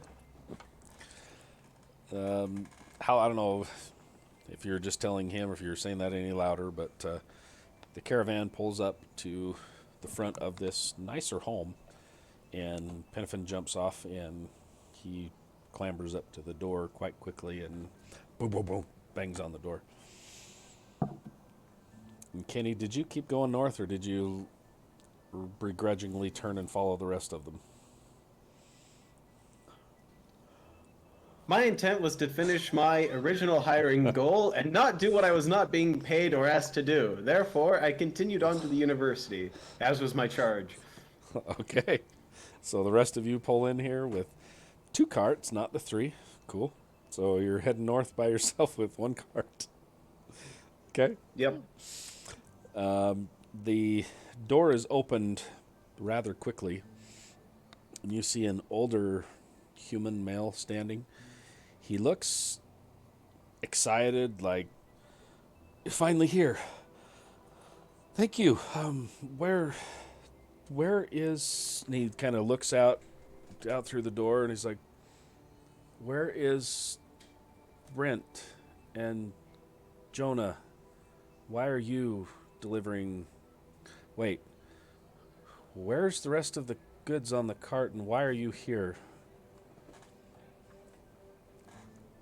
Penafin he digs out and he holds the box up to the gentleman standing in the doorway. As you see the gentleman, he stands there looking at Penafin and tells him to step inside the door. As Penafin steps in, he reaches out and grabs a hold of the box and pulls it away from him, looks at it, opens it up, and you see the excited kind of, "Excellent, you're here." That drops immediately. As he is like, "Who has it? Where is it?" Penafin is like, "I don't know. We found it here." And he looks past him at each of the rest of you that are standing there. He says, "Come in. Come in now." As he steps back and opens the rest of the door for the rest of you guys. Yeah, I I'll go just in? get off the cart. Yeah. Okay. Yep, walk in. As you guys all step inside, you see that it's a very nice home, especially for out this way. There are tapestries and things that some of you have never seen before. There are woodworking that several of you would know come from the Elven lands, either Nesrina or Nestenokai, either one, inside the home. Very beautiful carvings. There's a table sitting back in the corner that has several jars and different things on them.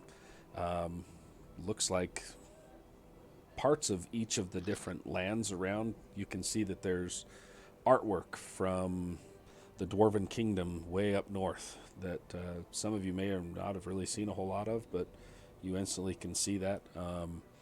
There is a large sphere that he has sitting on one table that has runic markings all the way around it, and you can see that it is faintly just kind of just glowing faintly. Any of you that have arcane knowledge? Yes. I'm going to say if anybody that has any arcane knowledge, roll an arcana check if you want to see if you can figure out what that thing is. While you're doing that, what was that? Sorry, I'm looking for it. What? I don't remember what it's called. I think It's a magic awareness. So as an action, I can open my awareness to the presence of concentrated magic until Nice. the end of my next turn. Okay. I know the location of any spell, magic item, blah blah blah, and I know what school of magic it belongs to. Okay. So I use that. Cool. So as you look at it, I think, does Elric, does he have any arcane knowledge? Yeah, but I only got an 8. Okay. You're like, I've seen the runes before. You're looking at it. Vin takes a minute, and you can kind of see looks past where Penafin and your new friend, your new benefactor Bowden, are standing, kind of arguing, figuring out what happened. You see that this is what appears to be some sort of a communication. It has something, and you can see several of the runes are runes that you know belong to the academy. So some way, somehow, some way this thing is used, it's very strongly connected to the academy. Whether it's a communication device, something that is very, very heavily tied to the academy. Cool. So Bowden turns to each of you and is like, where did you find this? What happened? And where are the two that were supposed to be delivering this to me?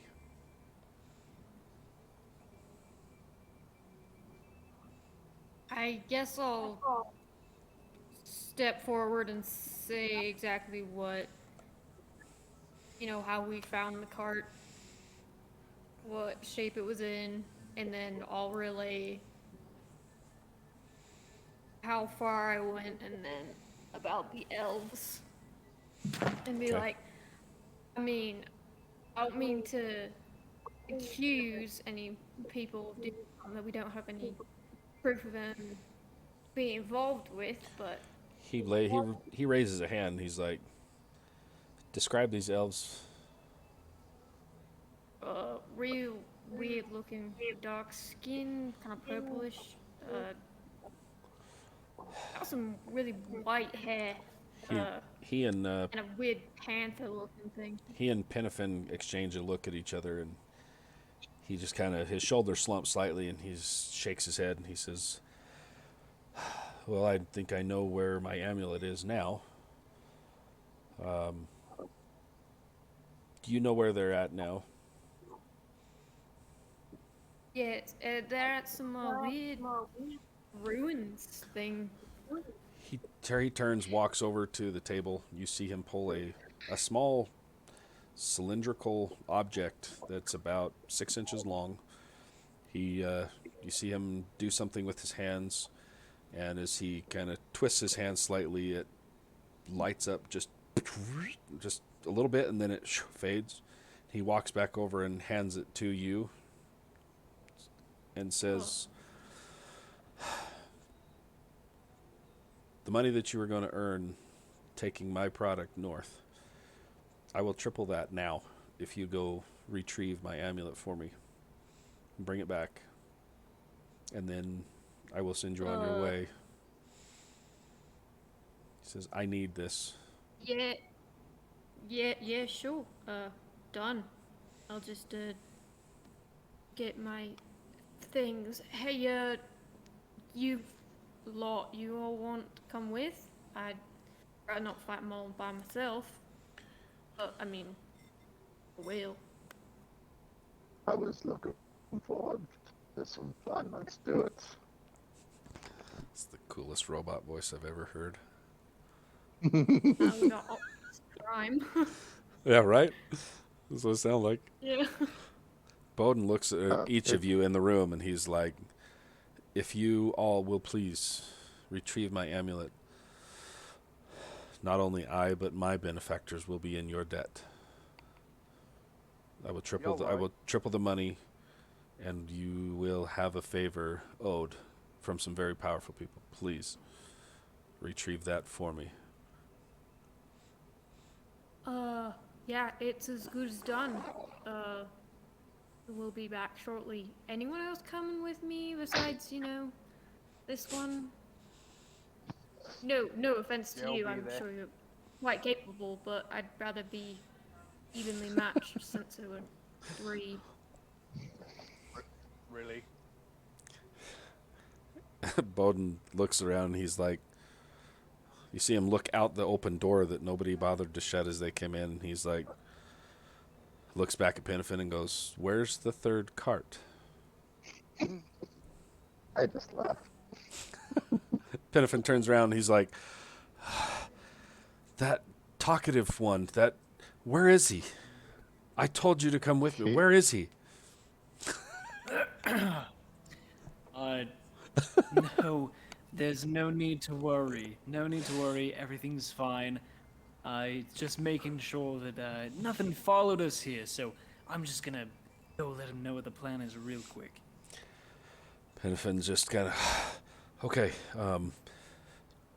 I'm going to wait here. I'm not going, and he's backing away from you guys like, I'm not going over there where those elves are. No, I mean that's perfectly fine. I mean we'll go take care of the problem. We'll earn the money, and then we'll be on our way. Bowden walks up to you, Wyron, and says, Halves already handed you this, and says, I know you know where you found them, but take this with you. If you get within a certain distance, it will light up, and it can lead you directly to my amulet. It is tied to it. Okay. Just, out of curiosity, I can't help but think, what does the amulet do exactly? Is it gonna, try to kill us all, or? He kind of, you see just a slight smile at the corner of his mouth. He says, it's a family heirloom of mine. It is precious to me and to my benefactor, so please, if you would retrieve it for me, I would be in your debt. Alright, cool. Spooky family amulet. Alright. He says, please hurry. Yeah, right. Going right now. I'll just kind of start shoving everyone out the door. Just go. Let's go. Were you going to try and get a hold of your friend? There's Kenny just bebopping along. This is the greatest day ever. It's a road trip. I'm just running back as you do. Are you going to run all the way back to try and find him? No. That's Get a cart. That's like 2 hours down the road back to where the T in the intersection was that you guys turned. Oh, gotcha. It's off a little ways. So.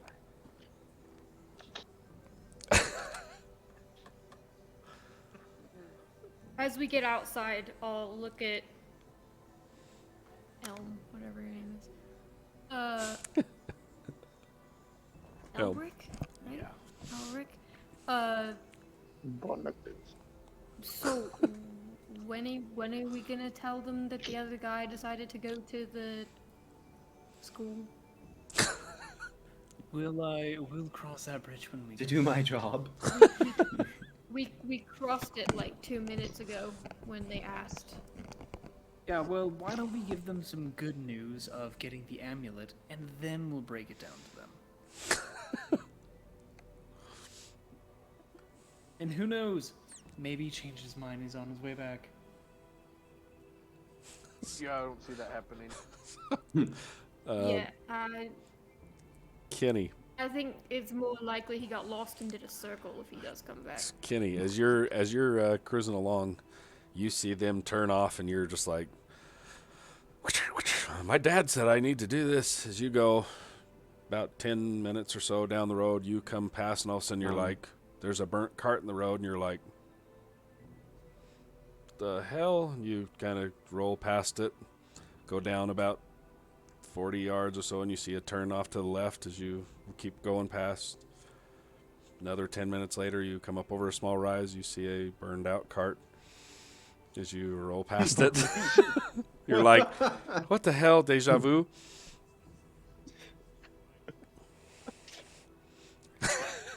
You can keep going north if you want, buddy. By the second out cart, I'm thinking to myself, my dad did also mention that you're not supposed to split the party here. There it is. So you get the gist that he wasn't And if I too. keep going, I will probably be burnt as well. He Bowden wasn't too worried. He was just like, "Where the hell's the other cart?" So you kind of now are starting to get the gist that these carts have something connected to the three of them. They won't get too far away from each other.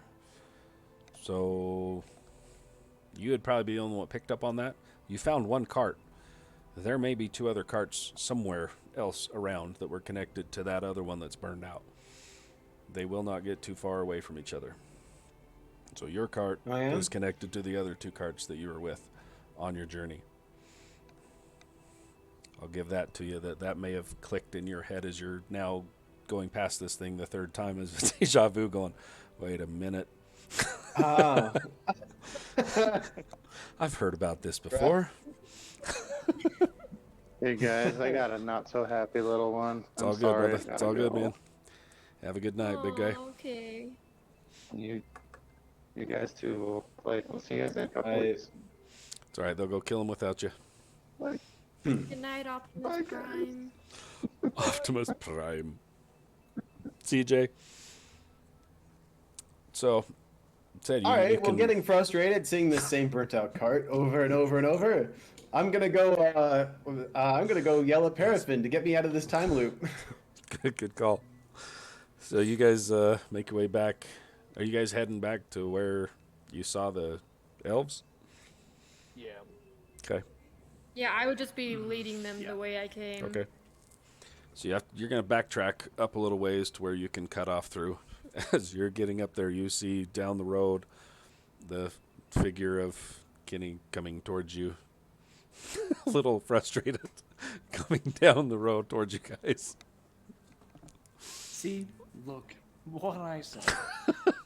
Well, I'm actually kind of impressed. Are you two like an item, or you guys like know each other where Nice. it is all the time? No, I'll let you keep guessing. All right. So you meet up with the crew as they're coming back up the road on foot and getting ready to turn off into the trees. See, Kenny rolls up. Guys, I am so angry right now. This cart cannot go without you guys, and we are supposed to be doing our jobs. I am quite disappointed in all of you. Well, I think you'll be glad Hey, to Kenny. figure out that we just got 3 times the gold to do this job. 3 times for the same job. To go and fetch this. What is it we're going after? It's an amulet, apparently. Ah, yes. 3 times the gold. I am a delivery man. I am not a fetcher. Wow. What on earth are you talking about? I am upset, okay? Why are you upset again? Because I was hired to do a job, and I'm not able to because every time I try to go down the path, I end up at the other side of the path again. Okay, I know you said this is your first adventure and everything. But you're gonna drive yourself mad if you don't loosen up a little bit. Jobs never go exactly the way they're supposed to. Does that make you feel any better? Well, I will ask this. Our job was to deliver these carts and their goods to the university, right? Yeah. I don't think getting... Is this amulet good for getting us to a university? Yeah, the amulet is part of the said cargo to go.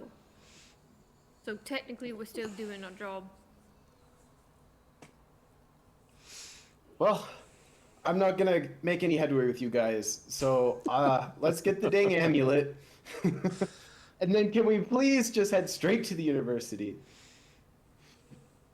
Why do you want to go to the university so badly? Because I was hired to do a job, and I'm trying to make a name for myself in this world. And if my first job, I deliver the goods late, how am I going to get another job?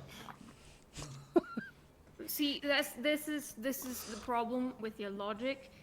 The person who hired you works for the person who just hired us to do the other thing. There's such thing as, doubling up on jobs. We're still doing the same thing. We're just getting paid a little more. A little bit more credibility. And Kenny, think of it We'll this get paid way. more now, but then when we get to the,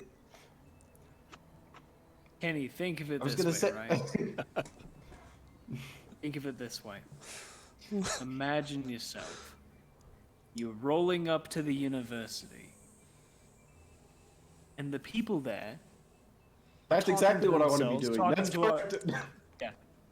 No, just imagine. We get to the university, the people that hired us, they're talking to each other, they're talking to the people that want us to go get the amulet because they're also our employers apparently. And they say, "You know who did such a good job? You know who was amazing? And got me that amulet? That And one Lee. right there."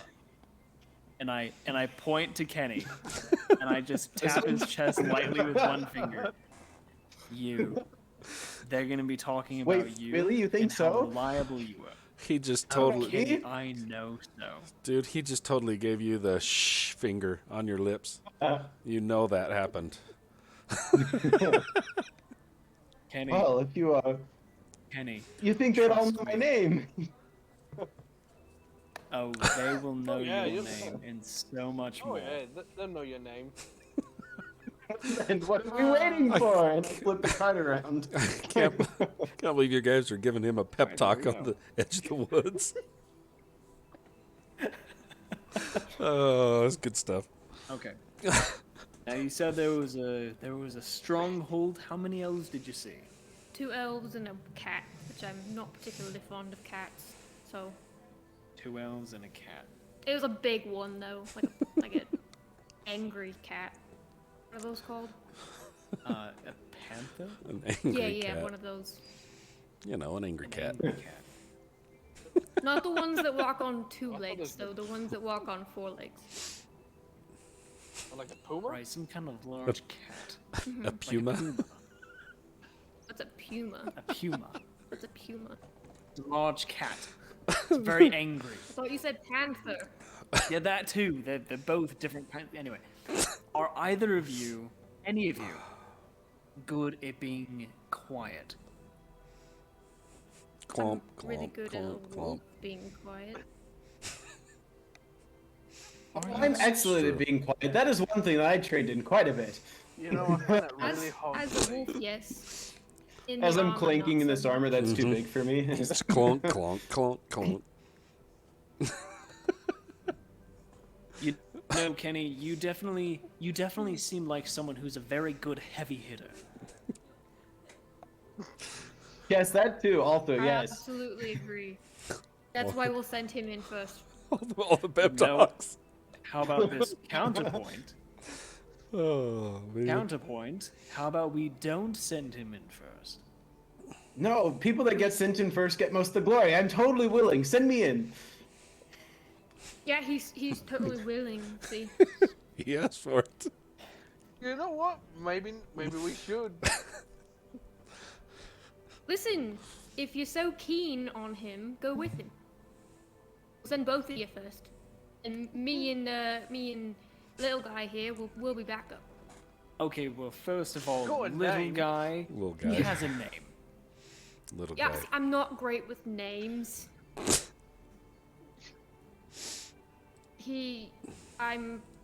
I'm really not good with names unless they're nicknames.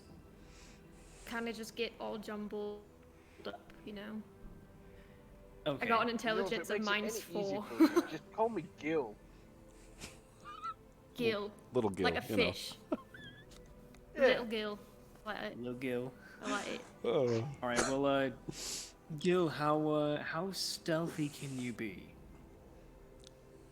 You know, I'm not like the greatest, but I can do something. Okay, well, tell I you can what. try. How about we just sneak up a little bit and let's take a good close eye and see what it all looks like. I could probably put the Gil. He could probably ride on my back if I was a wolf. Be sneaky that way, but Do you want to leave your body here? Not the first time I've done it. Plus, someone needs to watch the cart, I guess. I mean, we can't take the cart in the woods, obviously. The carts are back with your benefactor, back at his house. Oh, we didn't take the carts. Oh, thank heavens. I Oh was no, thinking you we guys did. are on foot, back up. I mean, heading. Could I not bring my cart? Yours is sitting Your there in the middle of the cart's still road. Okay. I don't know. You tell me. Did you leave it by the burned out cart and run down here because you're pissed off? Yeah, You tell exactly. me. You guys will not let me go do my job. Well, where's your cart? I left it back there by the burned out one. It's back there. What are you? There's nobody there. It's fine. Where else would I put it? Yeah, duh. Tied a knot. It's gonna stay closed. I didn't want to take it off the road. There were no perishables. Nice. All right. So what are you guys gonna do now that you've pep talked the hell out of your loud friend? if stealth is what we need, I think I'm the only one who could at least help with said stealth. But if we just want to go in, swords blazing, then just being me is probably best.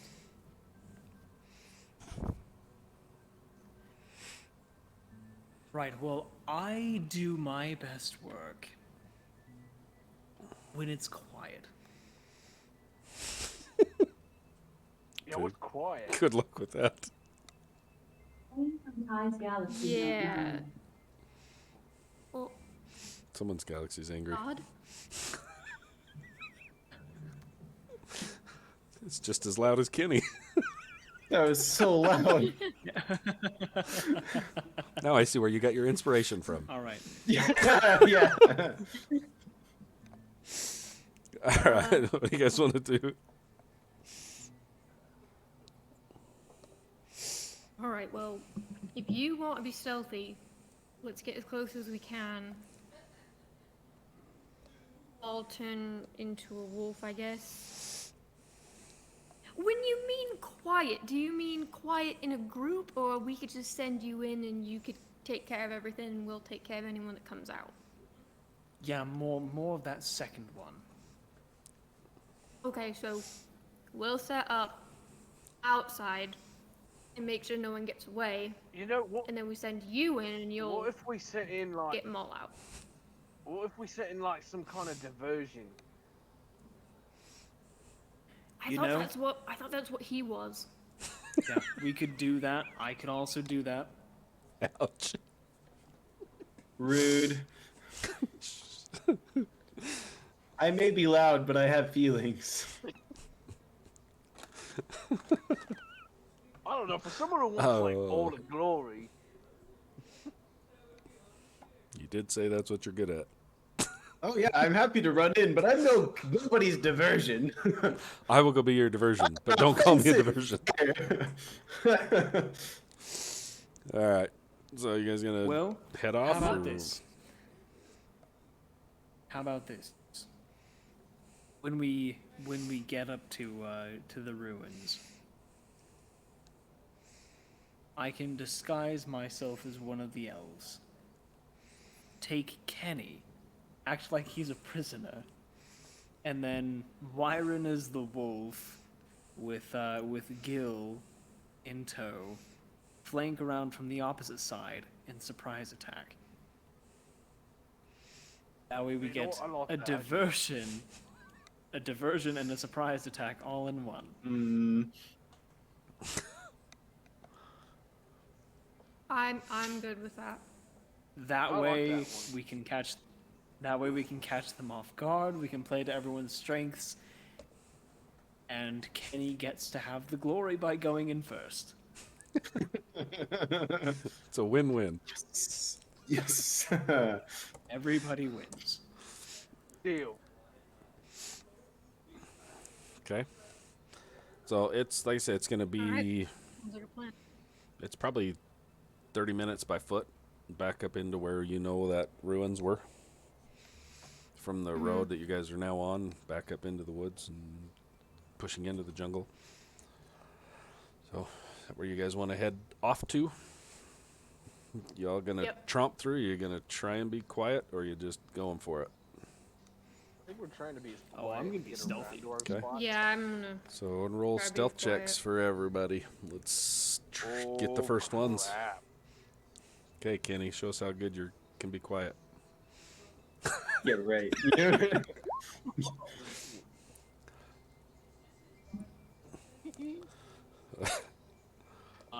Natural 20 for a total of 27. Ooh, there we Oh, go. I got a 17. 14. Damn. Plus 0. Someone I roll. got 11. Someone roll for Vin as well. 9.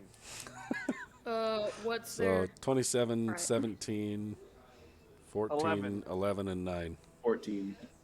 Okay. I don't know what his stats are. All right. It's, with the natural 20 that helped a lot. So you guys are able to head up through the trees. 15, 20 minutes in, as you're getting a little bit closer, slows down just slightly, and as you're getting a little bit closer, you just start to see the edges of some fallen, broken structures that you passed. It looks like some outbuildings or something that gets a little bit closer to this main building. Each of you get up close enough to where you can peek through the trees, and you see again the same this now. Each of you can see this. It looks like it was at one point either a guard station or could be some sort of a residence. It is a single story now that the walls are completely broken off, and you guys also see that there is a couple of elven individuals just kind of hanging out along each edge, and there is this panther that's out front here that is kind of just walking back and forth between the two sentries that you can see out front. You guys are about 50, 60 feet off in the heavy cover. What would you guys like to do?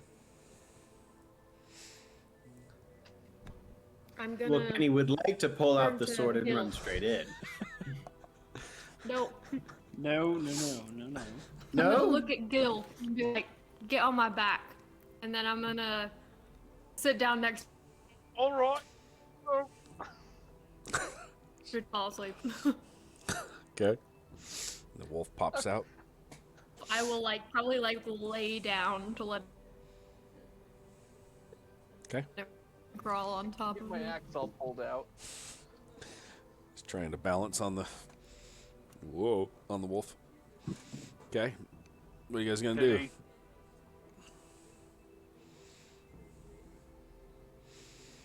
You guys running in, Kenny?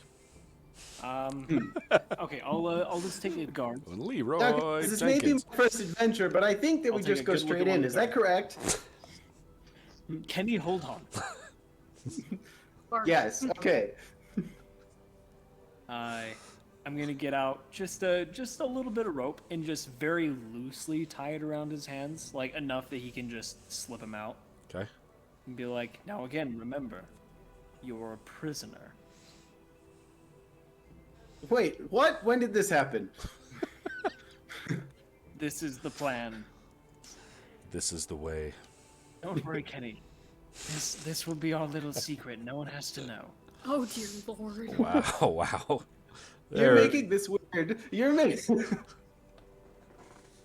Nice. Now, anyway, I don't think I With, want to with have a a secret with last- Mr. Elric.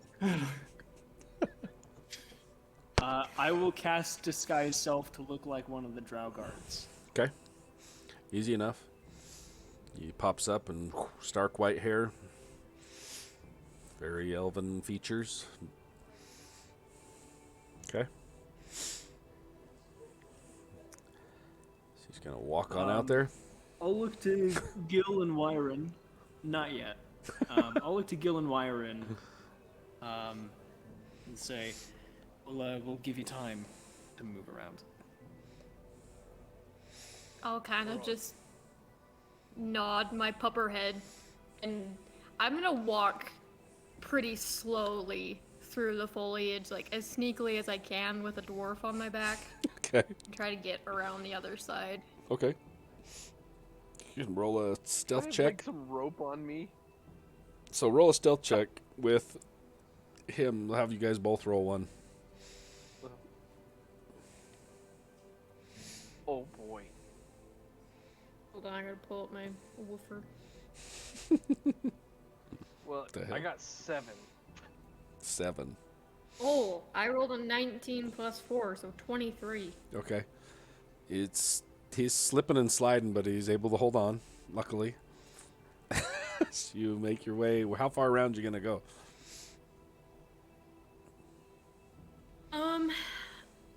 I would probably go until I see maybe like a particularly crumbled part of the wall that we could probably get in and out of. Okay.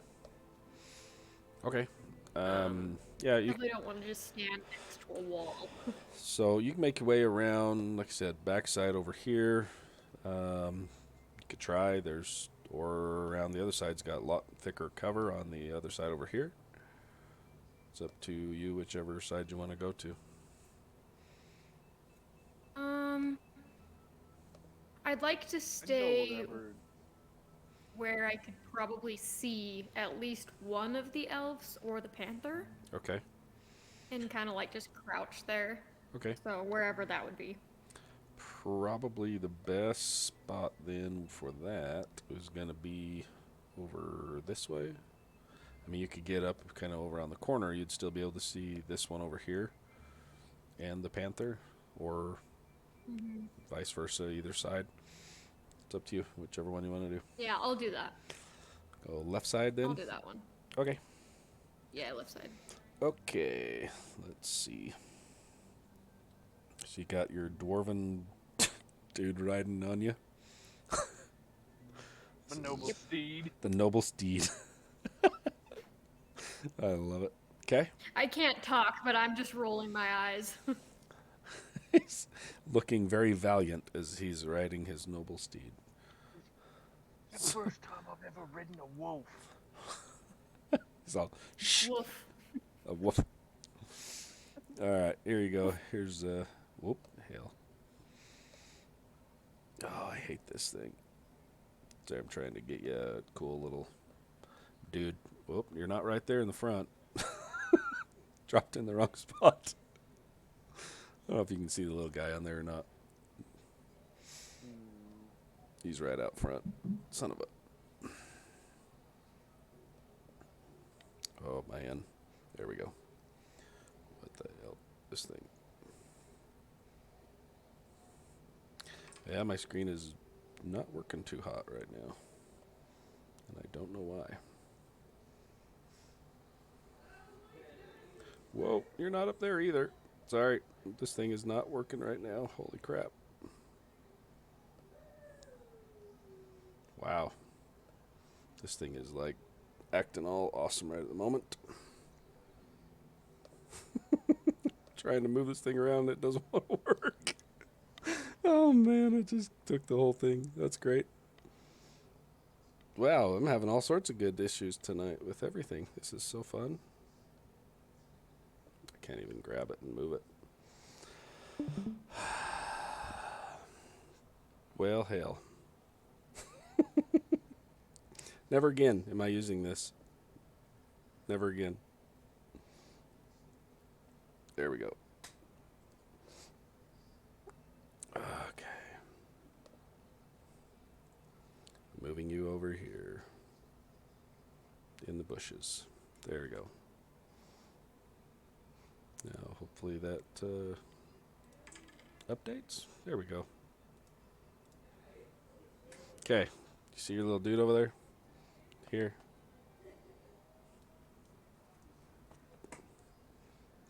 On the left side. Right there.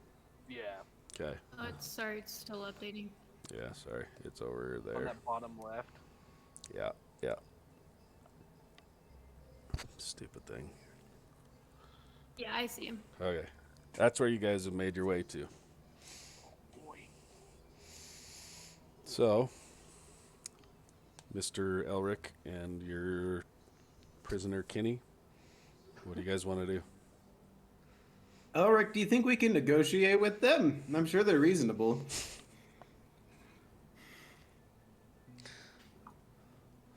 You want to negotiate? Well, yeah. As you're being held captive now by a drow warrior. Yeah. Yeah. I mean, aren't we acting as merchants right now? I'm sure they have something that they want from us, and we have things that we want from them.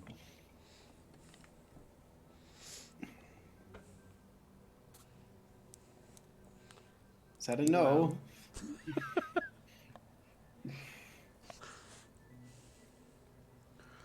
Or they're frozen. Yeah. Why don't we go walk up and have a conversation? It's a good. Yeah, idea. okay. Yeah, I'll ask them. What's the worst And that could happen? I'll just I'll just push him out into the clearing and walk behind him with this aura of I'm in charge and Okay. bringing him back. Alrighty. You Oh, can I do really that. Hello! Hello, hi, I'm Kenny. Hello! Hello? Alright, which one are you going to approach? Right or left? Or are you just going to go right in the middle? I sort of look back and forth. Hey, hi! Which one of you is in charge? I want to make a deal. I guess I'm putting with both hands because they're tied. Which one of you is in charge? There you go. There's the two of you. Now make your way out there whenever it updates for you. Make your way to the middle. As you step out, both of the drow gentlemen turn. One on the left, you see he draws an arrow pointing at you. The other one kind of puts his hand up, walks forward as the panther also comes out from the trees, comes walking, striding forward towards you, kind of sniffing the air as he approaches. Says, who is this? Hello, everyone. It's a pleasure. I'm Kenny. Pleasure to meet you. Hey, so I was just in the area, and I was wondering if you guys were willing to make a deal. You see, I'm looking for an amulet, and I must have gotten dropped. I'm pretty sure you guys found it. And so I was wondering if maybe we could just pay you a finder's fee, and you could give it to us, and then we could all, go on our day. You'd make money, and you'd be doing the right thing, and I'd really greatly appreciate it.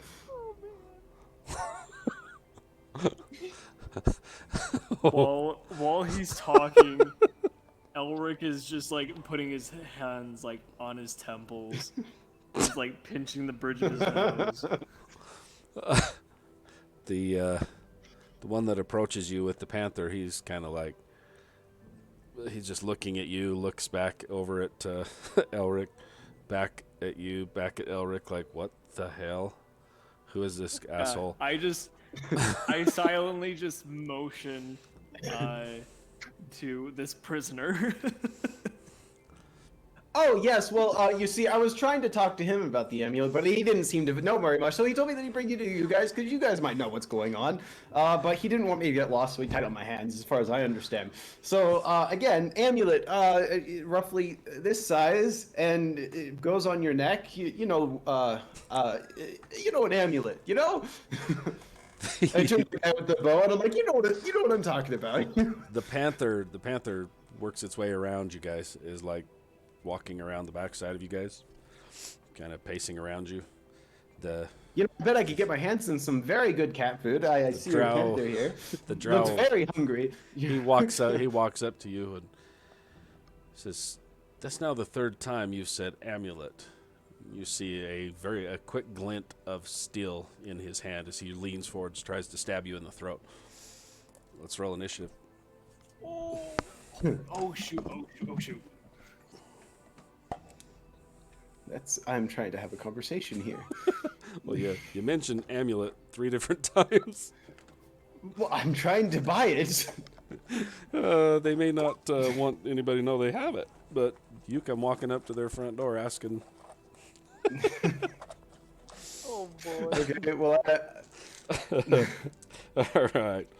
Let's 2025. I got 18. Okay. Anybody 2025? Hold on. So Kenny's got the highest. Oh my hell. Yep, you sure do. Oh dear. Oh no. Okay. Anybody anybody else above 15? I Nope. am at 15. Okay. 10 to 15. 10 to 15, 11. What did you roll? Rolled a 9. Oh, Elric, what'd you roll? Got a natural 1 for a Oh, total wow. of 4. Wow. Okay. All right. Wow. All right. Yeah. Okay. Okay. So, dude's leaning forward to stab you in the throat. Roll a D. Actually, roll a. I'm gonna have you roll this against him. Just roll a D20 for me. 3, baby. Okay. You Oh, try. no. You try to dodge, but it still lands. So he's gonna, if he can get it to you. You weren't able to get out of the way quick enough, but I just threw the dice on the floor. So now I'm gonna have to go through here. Okay. We'll roll. What's your AC? What's your AC? I'm not entirely sure what. 16. Yeah, he tries, but he clanks off the armor, kind of skids up. Okay, it's your turn. You got top of the round, so you're up. What do you want to do? Oh, okay. I was just trying to make a deal here. Okay. I'm not drawing my sword. I'm just talking. And I was trying to have a conversation. Oh my god. Roll a persuasion check with disadvantage. How do I do disadvantage? Just roll two Just roll d20s twice. and take Just the roll it lowest. twice. Got it. Okay, well, I got a 13 then. And what's my persuasion? So I got 14. 14. Okay. He steps back as he's now taken a nice scuff out of your armor. Steps back Yeah. and you're still and he turns and looks at you. Elric, like, what the hell? He rears back, gets ready to stab you again, but it's not his turn. So you still got movement if you want to try and move away, or you can stand there and try again next round. No, I'm just going to hold my ground. I'm trying to make a deal here. Oh, Wyron, what are you gonna do? Well, we see all this going down, correct? Oh yeah. And the other drow, as this happens, the other one kind of steps forward too and walks out a little bit. So this Just to guy, be clear, when you said he had a glint of silver in his hand, that was Just his the dagger, knife and yeah. not the amulet. No. We haven't seen the amulet yet. nope, just his dagger. All right, and how far away are they? Sorry, from that's you, extremely dark. you're good. They are, they're about 55, 60 feet from you. The one is actually Alright, well, I have a the one speed is of- only about 30 feet from you. He came out from where you were kind of tucked behind the edge. So where he came out, so he's about 30 feet, and then where the rest of them are with the other guy and the panther are about 55, 60 feet away. Perfect. I'm going for the one closest to us. Okay. I'm gonna just Roll it. charge, Nice. Okay. growl really loudly, and just hopefully the dwarf can hold on because I'm just gonna tackle him. All right. So run forward and try and grapple. It's a bite attack. Oh, yeah, nice. Bite attack. Cool. Go ahead and roll. So let me just. I'm going to mute myself for just a second here. Yep. Hold on. Gotta roll a d20 plus 5.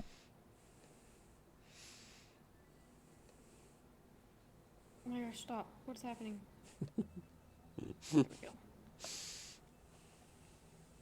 Okay, that's gonna be a 20 to hit. Oh, yeah. That'll hit. Okay, he needs to make a strength saving throw. Okay, I will roll it on the roll 20 here. That is a 13. No, sorry, 15. But either That way, was he's got a plus 2. 15. Yeah, he's got a plus Okay. 2. Yeah, he's fine then. Okay. He just had to beat a 13. Okay. And he takes 9 points of damage. Cool. Oh, sorry, 10, because 7 plus 3 is 10. No. Okay. Nice. 10 damage. Yeah, he runs up and just as he turns out at the last second, takes a chomp out of his arm and kind of rips. See a big chunk fall out of his arm as his arm goes limp and he's bleeding profusely out of the one arm as he pulls a dagger, holding it wide-eyed now, staring at you. He's still up, but it took a chunk out of him. Bark, bitch. Let's go. Okay, it's now their turn. They rolled right in the middle of all of you guys. So he takes a chunk. He's going to go first and try and stab you as you rip a chunk out of his arm. He's going to take his other arm All and right. try and stab you with it. With the dagger. Come at me, bro. So let's see if he can hit you or not. Nope. He has the blood on his hand. His dagger slips wide as it misses in the air. The other one that's there, he's going to try and stab Kenny in the throat again. Don't know what Kenny's... Did he say what his AC was? 18? I'm back. 16. 16. Okay. 16. So it's a 16 plus 2 to hit, so he gets an 18 to hit. So you take 6 points of damage as he stabs you in the throat. That seems low. So, you guys are only level 3, man. And it's a glancing blow with a dagger, but he stabs you in the neck and pulls it out. Now he's like, okay, I'm done. The panther then is going to jump forward. Actually, yep, the panther does not see through the deception of... Actually, so he rolled that one. Oh. Okay, the only one that sees through it is the one that got bit. So he gets panicked, looks around, he looks back. He sees that you're not one of them, but the guy that's standing right in front of you has no idea, and the panther didn't quite catch it, and he's still going at Kenny, too. Oh my gosh. He'll be fine. Nope, that one's a 19 plus to hit. Yeah. Like I said, Kenny's okay. He's fine. All right, where are we at? There it is. Yeah, one more. Oof. So you take, the 3 points of bite damage from the panther as he chomps the back of your leg. Awesome. Okay, that's their turn. Gillen, you're up. Oh, I'm going to. Am I still on the wolf? Unless you tell me, did you ride it in there or did you jump off? I definitely held on for dear life. Okay, roll an athletics check to see if you were able to.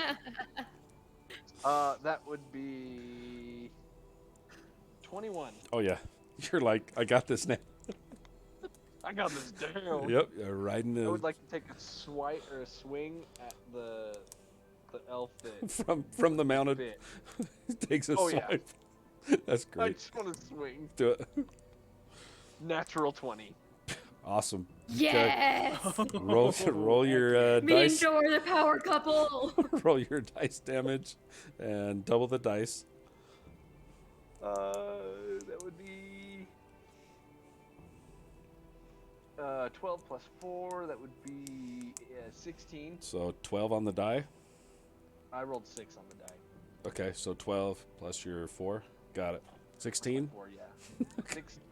Yeah, 16. Nice. You lop the head right off of this dude. That's it. Yes! Goes flying. The body poof, hits the ground. Okay, you still have movement. You could climb off and run, or you could stay holding on. It's up to you. I'm just gonna stay holding on. Okay. Elric, you're up. Okay. Me and Gil are OP.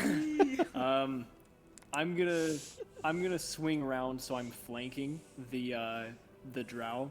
Okay. between me and Kenny. Got it. And then I'm gonna just pull the 2 daggers Dagga. out of my armor. Nice. Yeah, dagger. Dang it. Do it. Do it. And I'm just gonna say, well, Kenny, negotiations are off. I'm gonna go in for an attack. Okay. On the drow. Yes. Yeah. No one, Kenny. Hey, I gotta ask. I'm gonna attack Kenny. Sorry, they're off. Stabbed him in the throat too. I stab him in the neck. From Turns out behind. you are now. It was really me. Double agent. Wow, that would have been a turn. Okay, go for it. It was the 17. Yep, that'll hit. Nice. So it's gonna be a total of 5. Actually, I need to add my sneak attack damage. Yes, you do. So 5. So a total of 9 points of piercing damage. Okay. And then for my bonus action, I'm just gonna swing around and just hit him with a second dagger. Do it. And that one is going to be a 21 to hit. Yep, definitely. Ooh. Okay, perfect. And then that one is just 2 points of damage. Okay. So 11 total. Yep, 11 Cool. total. Stabby. He's bleeding. He now is like, oh, you're not one of us. Shit. Kenny, your turn, unless you want to move anywhere else. Eric. I still want to make a deal. Nope. I just stab, and I look at Kenny and be like, do something. Okay, go for it. Kenny's Okay, but don't kill the leader. I want to make a deal with that guy. And I run over to the guy with the bow. the one that's got his head Am I lopped close off. enough that I can run over to him, or is that pretty far out? The one with the head that got lopped off. Oh, is he dead? Oh yeah, your friend. Oh, well, they in that case, lopped I go his after the panther. they lopped his head off. Yeah, the panther's right behind you. It just took a chomp out of your hamstring. Yeah, all right. Well, I swing at the panther then. All right, do it. Go for it. Gotta pull roll 20 back up here. That's awesome.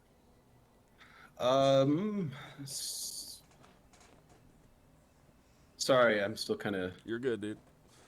So the hit dice. So it says, so it'd be 3 by 1 d10 plus 2. So that's what I need to do. Is like I roll.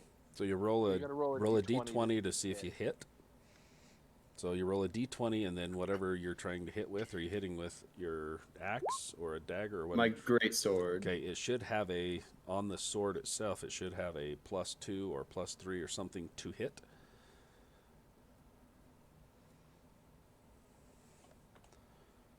Let's see if I can see it on your. Did you do one in the?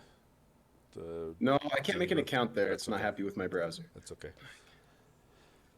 So somewhere on the sword Hold it on. should say. It says plus. base AC 10. Let's see. So AC 12. I don't. So just on the sword itself. Here we go. It's 2d6 plus 3, That's the and it doesn't damage. say attack. There you go. Oh, there we go. Bonus plus 5. +5 to hit. Is that right? Okay. So add a Okay. +5 to your d20 roll to see if you hit. Got it. Okay. So 11. 11. That actually hits the panther. It's a good thing you had that +5. Yeah. So roll your damage. And now it's okay. Yeah.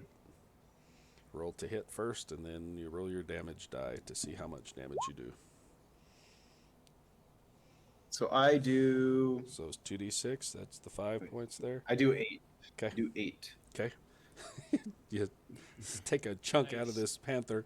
It kind of rears back and limps back a little bit and just moves away from you slightly, but it's hurt, but it's still up. Okay. Anything else you want to do? You got movement, bonus action if you got any. Yeah, I have one bonus.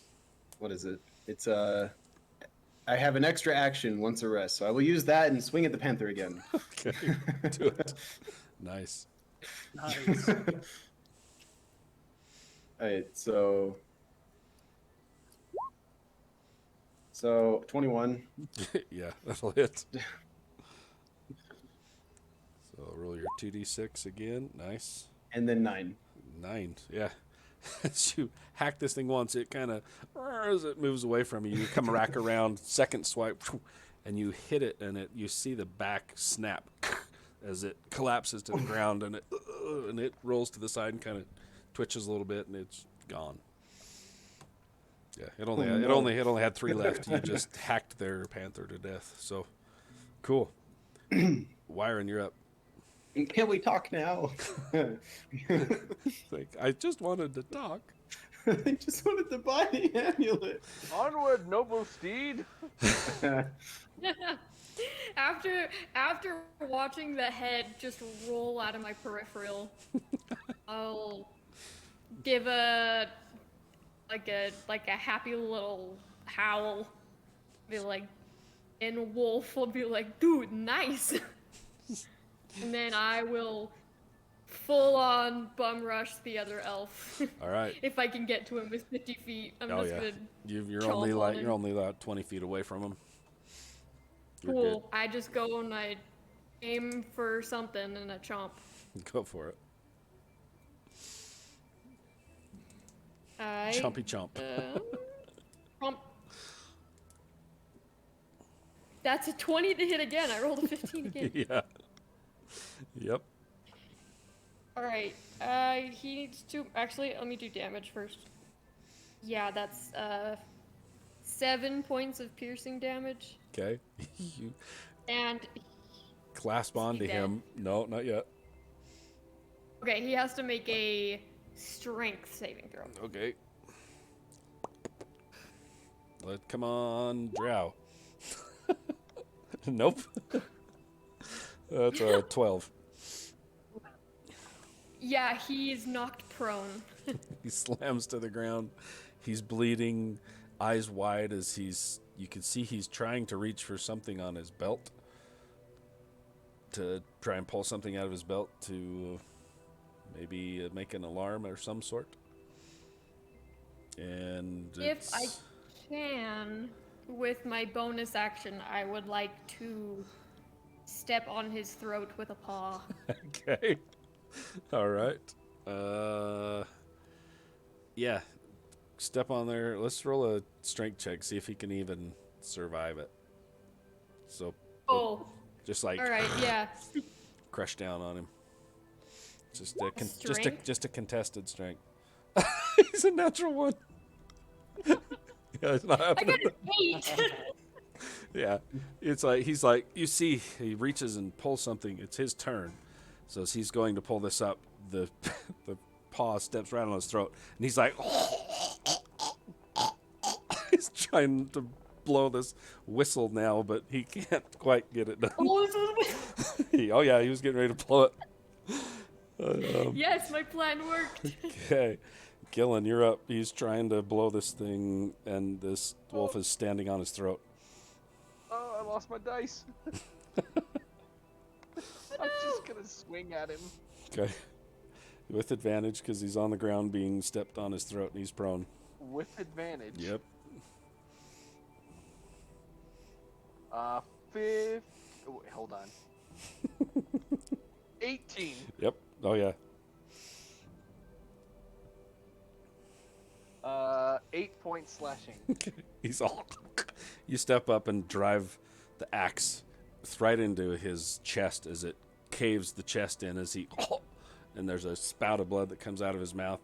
As the whistle falls, his head falls back and he's dead.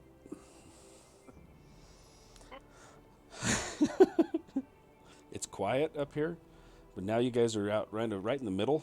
So you guys are kind of out in the middle area. You can now see back in these ruins what appears to be looks like a wooden, almost like a door that's lifted up and is propped open.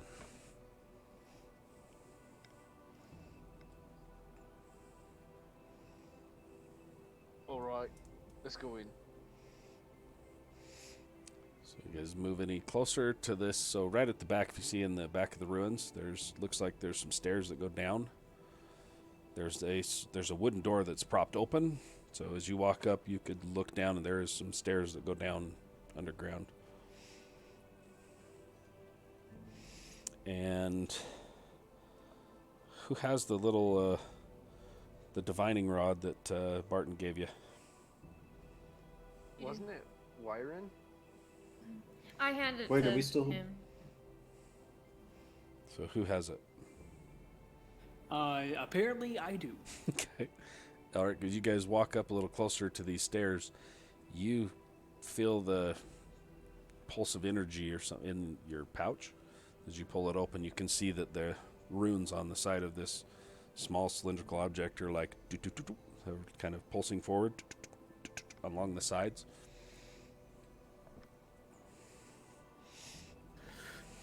Very interesting. I pull it out. As you kind of move it around and hold it to one side, the pulsing kind of fades. It's dum dum dum.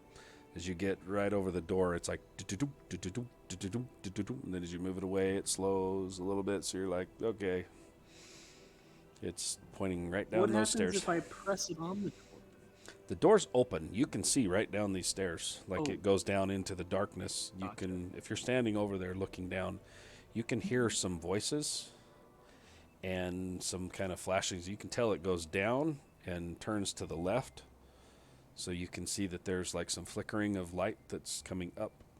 And then you can hear some chattering, just some quiet voices and things going down there. But you have to walk down to see, So, wait, Good did we kill question. everybody outside then?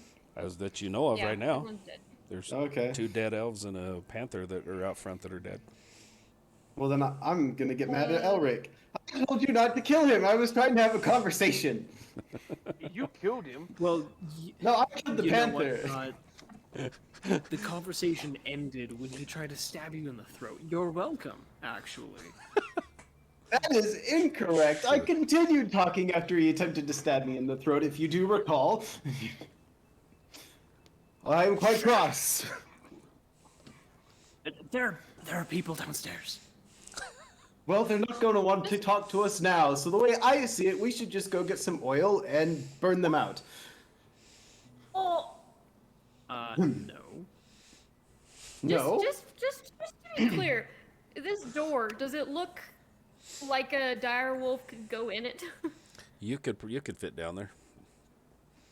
Okay, With a cool. dwarf on top of her. Maybe we'll find out. Okay, well, The I'm dwarven. going to very stealthily move my way forward down the stairs. All right, well, roll a stealth check for me. Take a second here and think about this. They're not going to be happy that we killed their friends, and so if we're going to go along the lines of murder, why don't we just get oil and burn them out? I see no reason to risk ourselves more. You are so lucky. I rolled an 8 and a 5 to see if they could hear you being a little girl at the top of the stairs, Well, that's all good rolling because I stealth? only got and they could not hear you. because I only got an 11 on my stealth. All right, you're able to creep down as he's behind you. You're like, shh, shut up. As you peek, you peek the corner, and down as the stairs go down and turn, you can see it goes down and opens up into what looks like it's a chamber of some sort that's got tile floors that go out a little ways from where you can see, and there's a pillar in the middle, and then beyond it, where you can't quite see, you can see there's some light that's like flickering, and you can hear the voices.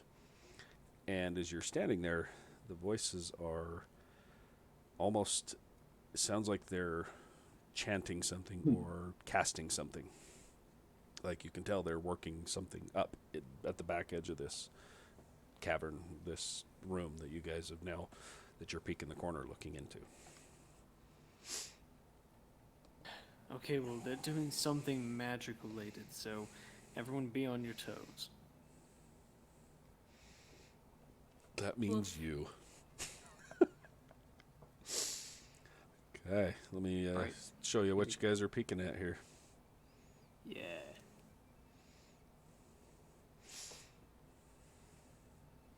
All right, let's see if this thing will change here. There it goes, finally updates. Okay. So, what you guys see? You guys are at the end of the chamber over here.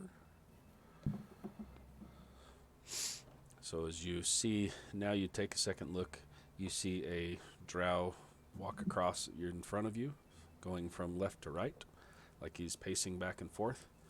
You can see that there's two others kind of stationed on the corners, just watching. And then again, on the back end of this, you can see there's some sort of ritual or something that's happening. You can now tell if you're looking closer that this was at one point like a crypt.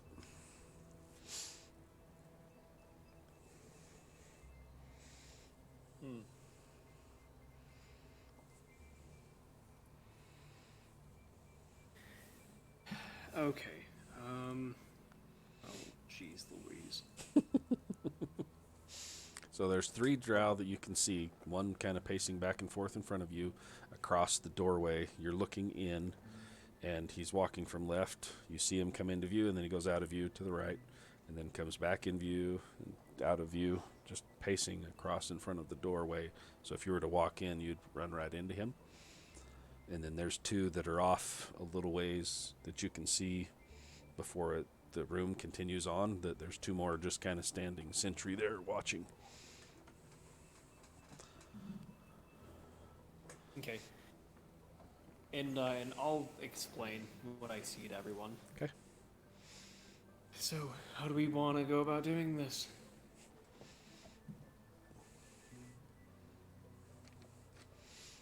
Towards So the there's- blazing. There's 4? There's 5. There's 5? There's three that you can see right now. Technically, the ones at the other end of the room you guys can't even see yet. Oh, Oh. right. I just gave it to you for the sake of let's get this moving. Yeah, for sure. I can see 3.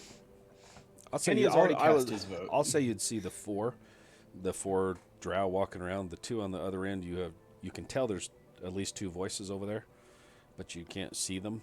But the 4 normal drow you can see just walking around, like they're security, kind of just keeping pacing around. And there is large blood splatters and things on the ground. You can tell there's now looking at the ground where things have been drug in here, whether it's people, animals, who knows.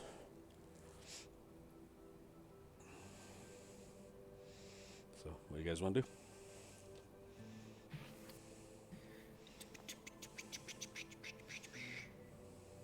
As my woofer, I'm gonna just kind of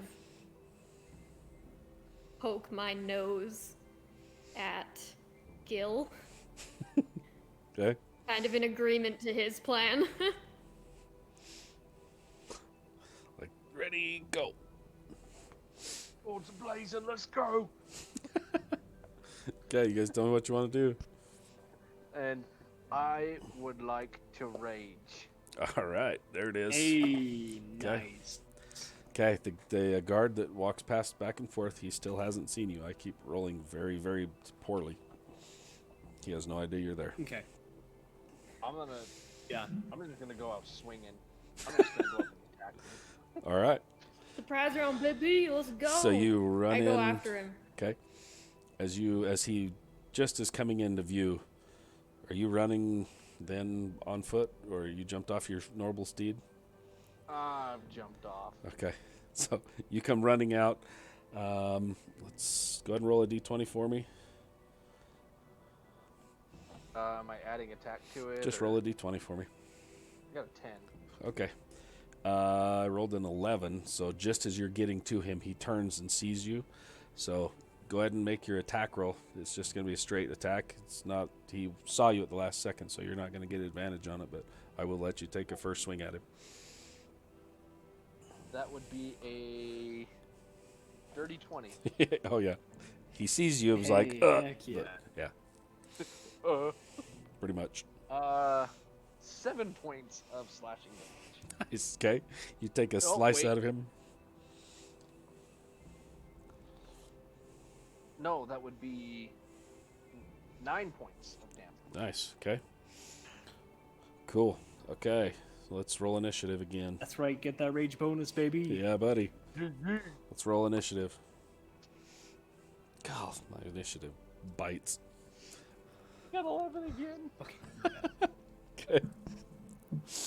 All right. Anybody, Kenny, roll 15 to 20 or above 20? Sorry, I forgot to roll my initiative. No, I'm a 5. Okay. All right. So nobody above a 15? I think I'm a 16. All righty. You have Oh, you have the top of the round. 10 to 15. I do? Yeah. Oh, goodness. 10 to 15. I have 15. Okay, so you're right behind him. Okay. And then they're going to be right there with you. Okay. Who else? Let's see. What'd you get? 5, and Joe, what'd you get? 11. Okay. All right. Okay, so it's going to be Wyron, then Elric, then the guys, then the other two of you. Okay. So you run in, slash, take a chunk out of him. The other ones turn and see you all. Wyron, you're up. Hello. All right. I'm Love it. gonna beeline Right behind him. straight towards the other one that we can see on the. Gosh. Let's do the top one. Okay. So you're up here. I'll go like this. Whoop. Grab. Nope. Cool. Yeah, go ahead. So I'll put a cursor or a marker up there for y'all. Okay. So take an attack, awesome. attack, or chomp. Yep, taking a chomp out of this boil. Do it.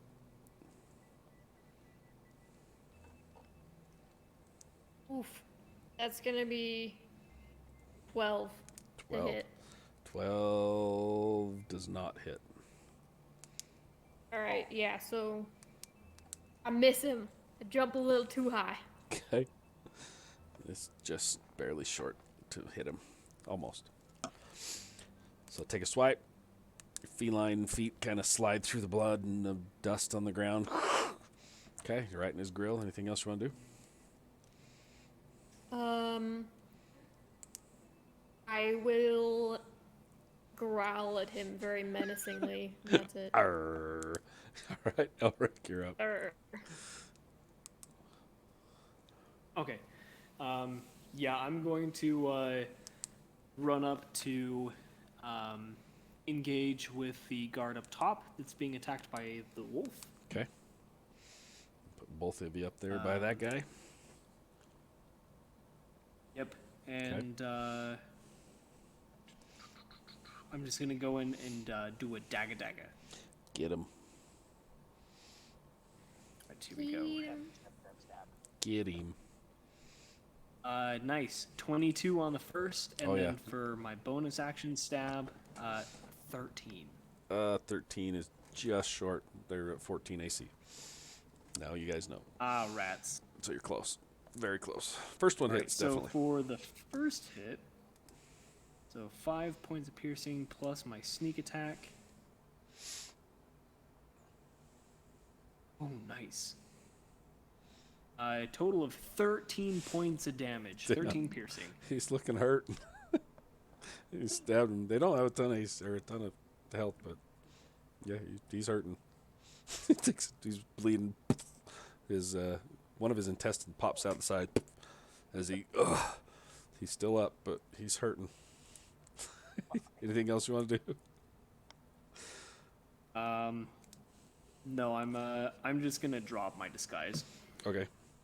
His eyes get even wider. Like, what the hell? Okay. Now it's their Forgot you were turn. still in disguise. Yeah. Now it's their turn. The first one that got attacked off the very first bat's going to go back at you again. There, Gil. He's going to take a swipey swipe at you. Let's see. Oh, no, that's an 11. He's going to miss. Yeah, he misses. Then the one that has an intestine poking out, he's going to reach up and try and stab you with a dagger. There, he's actually going to go right at you there, Elric, since you took his intestine out of him. Oh, yeah, that's a fair point. That's a 13. Ooh, my AC's 14. He misses his bloody fingers. He Yeah. almost drops the dagger. All right. Then the one on the bottom, he actually pulls out a bow and he takes aim at Gil, because you first came through the door. So this is the guy that's down on the bottom of the screen. That is a 15. 15 is my AC. Okay. I also So have resistance to piercing damage. okay, it kind of thunks into your armor, and you're like, ugh, as you pull up, snap it off, and there's just a little bit of blood. You don't take any damage, but you just look at him. His eyes go a little bit wider, like, uh-oh. And then the fourth one's going to come running around, stop by the guy with the bow. He also has a bow. He's going to take a shot at you, too. That's a natural 20. That hits. Alrighty. Yeah, this one might. So down. This one might hurt a little bit. The voice and Probably will. then Oof. change the out. Yeah. So Put device to it's gonna be 15 not. piercing damage. Is this the one hits you and you're like, huh? And you take a second arrow right in the exact same spot in the armor. He's like, oh, and this one funk into your lungs, and you're like, oh. Yeah, 15 piercing damages. This thing is poking out of your chest. You're going. Oh. Actually, you have resistance to it, so it's half that. Oh, cool. So it's 7 points of damage. Yep, there you go. But you're still bleeding. So that is their turns, at least the 4. You hear from the back of the room, the chanting kind of stops for a second and then picks up with intensity. And you see a very bright flash of energy that pops out. Let me see if I can move this stupid thing into place. God, this thing does not like this here screen. Okay. Yeah, it's their turn. You hear this pick up, and you guys see a flash of purple hue, like, and then you can see a like flashing, like swirling light down at the end of this chamber. Okay, that is now to Gil. Cool. I'm going to attack the same guy. Okay, do it. Got a 15. 15, that's going to hit. Cool. That would be 10 plus 4, 14, 16 points of slashing damage. You're like, oh, snap the arrow off, turn with your axe, and you cleave another head off as it goes flying. Awesome. Dude and then by I would the like door to is use dead. my movement Okay. to get closer to these guys with the bows. Okay, nice. So you're going to head to the bottom of the screen. Specifically the one who hit me and hurt me. Yeah, you're going to head to the bottom of the screen. Okay, this guy here is dead. So now you're down here. Okay, you, how far away are you? 5, 10. I've What's your got a movement? 25. You can get right up to one of them. I'll just get to whichever one I can. Okay. I'm going to move him over here. So you're going to be right next to one of them. So go ahead and take a swipe at him. The screen should hopefully refresh here, and you'll see where he's standing. I get another attack. No, you just run right up to him. Okay. You're right up in his grill. Got Bleeding out of the hole in your armor and raging. And okay. Beautiful. Okay. There, Kenny. Yeah. Okay. I'm gonna be honest. I had a hard time keeping track of where everybody is at this point. Sorry, you're good. So you got the two Grace and Cody's characters at the top of the screen, up by Okay. the little caster up there. I just threw a marker on there because my screen is Yeah. not liking me putting anything on there. And Joe's now at the bottom where the other two are. He's Okay. right up in the grill of those other two. The guy by the door's dead. I'm gonna run to the bottom then, help him out. Go for the other one then. What's your movement? 30. Yeah, you can get right 30. up to him, barely. You're right. So I you're run right up up, just standing right barely. next to Joe. Yep.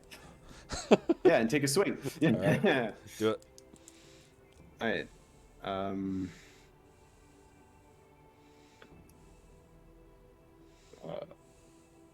There we go.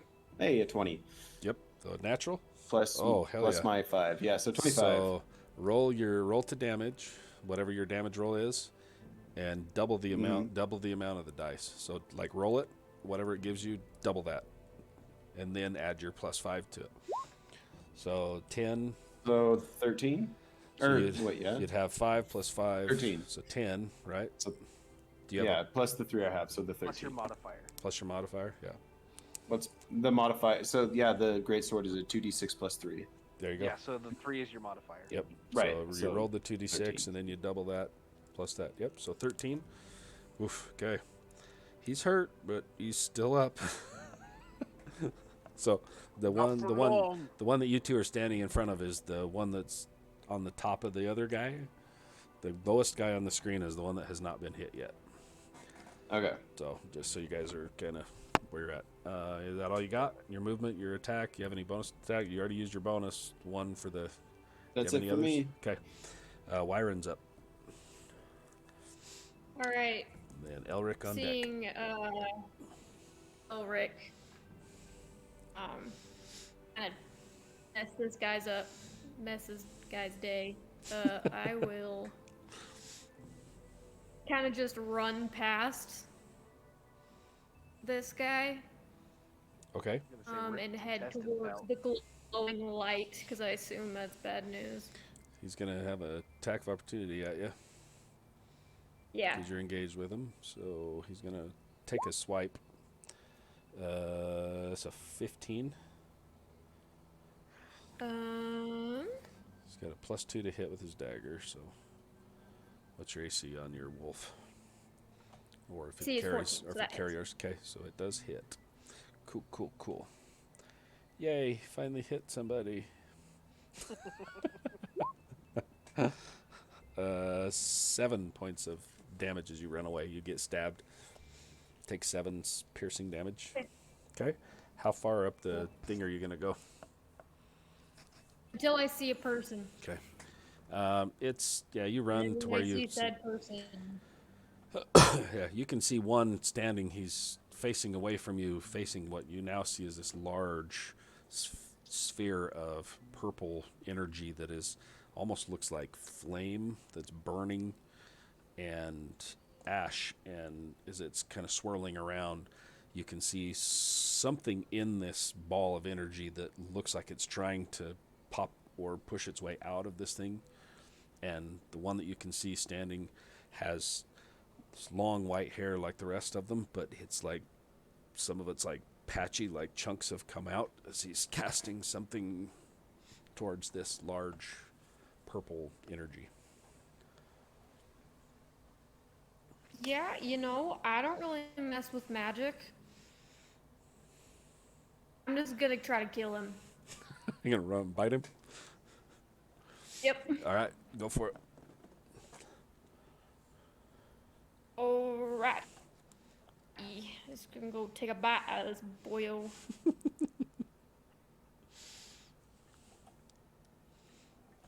Gonna be a 15. Miss. You try, but he is like, as you go to bite, you're like, I swear would have been there, but like his form just kind of shifts a little bit as you try and bite him. Missed. Oh, alright, cool. I will. Yeah, I'll just get ready to attack him again after that. Okay. Elric is up. Okay. I'll just go ahead and make 2 stabby stabbies. Okay. So you can take the rest of his intestines out. First one is going to be a 16, Yep, that'll hit. and next will be a 17. They both hit. Okay. First is going to be just 4 points of damage because I don't have sneak attack because my sneak attack ran off. Yep. You're like, no. Sorry. So, a total of 6 points of piercing damage between the 2 stabs. Okay. You dang near completely got this dude. He drops to a knee as his innards spill onto the floor. As he looks up at you, he's got even blood starting to pool at the corners of his eyes. He's freaking barely alive. But he's still alive. Oh my gosh. He has 1 AC left. He had 7 left and you did 6. Gosh dang it. Dude. So now it's their turn. He's gonna try and stab you, and he's gonna try and stab you in the foot. That's a 16, dude. What's your AC? That'll hit, yeah. Nice. So as you spill it out, he reaches out with a dagger and stabs it right in the top of your foot. Ouch. Oh my gosh. That is a 9. So 9 piercing damage as he stabs your foot. Oh my gosh. Yeah, like He's like, oh. he like stabs me in the thigh more like it. No, One it's last- like one right last thing. right through your foot, dude. Just pierces your foot to the ground. All right, the other two on the bottom are gonna take one swipe. Each one's gonna take one swipe at each of you. So Joe first. That's a 14. That's gonna miss. That misses. And 13. What's your AC, Kenny? 16. Yeah, they both miss. They're both trying to stab you. Like, oh no. All right. The other two, as the shifting moves, you see one of the hands come down, and it places his hand right on the back of your head, of the wolf head, and you feel an excruciating pain shoot through. I need you to make a Constitution save. Oh, retro.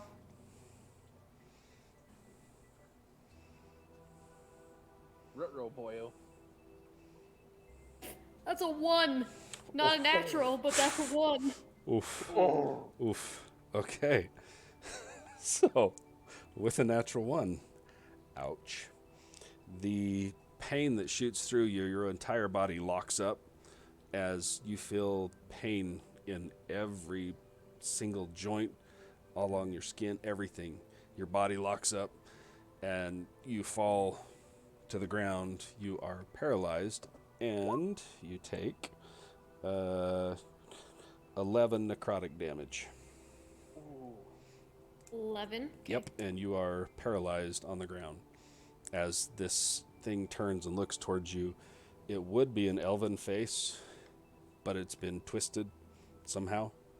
And it smiles, and the smile goes a little bit too long and too high as it looks towards you. And it looks back, and now you see in this sphere of energy. Whoop, didn't mean to hit that. In the sphere of energy. See if that pops up and you guys can actually see it. Let's see. Come on. Okay. This is so screwy having to do this. It's not even lined up right. How sad.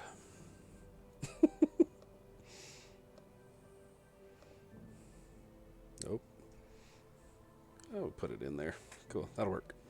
Okay, I don't know if you can see that or not, but a large skull appears inside of this thing as it's kind of hitting the edge of this energy, and both of these casters start trying to go even faster. Okay, that's both of they're just going to stay concentrated on their thing. That was that roll. Gil and then Kenny. I'm gonna go and try and attack the same guy. Okay. That will be a 19 to hit, Yeah.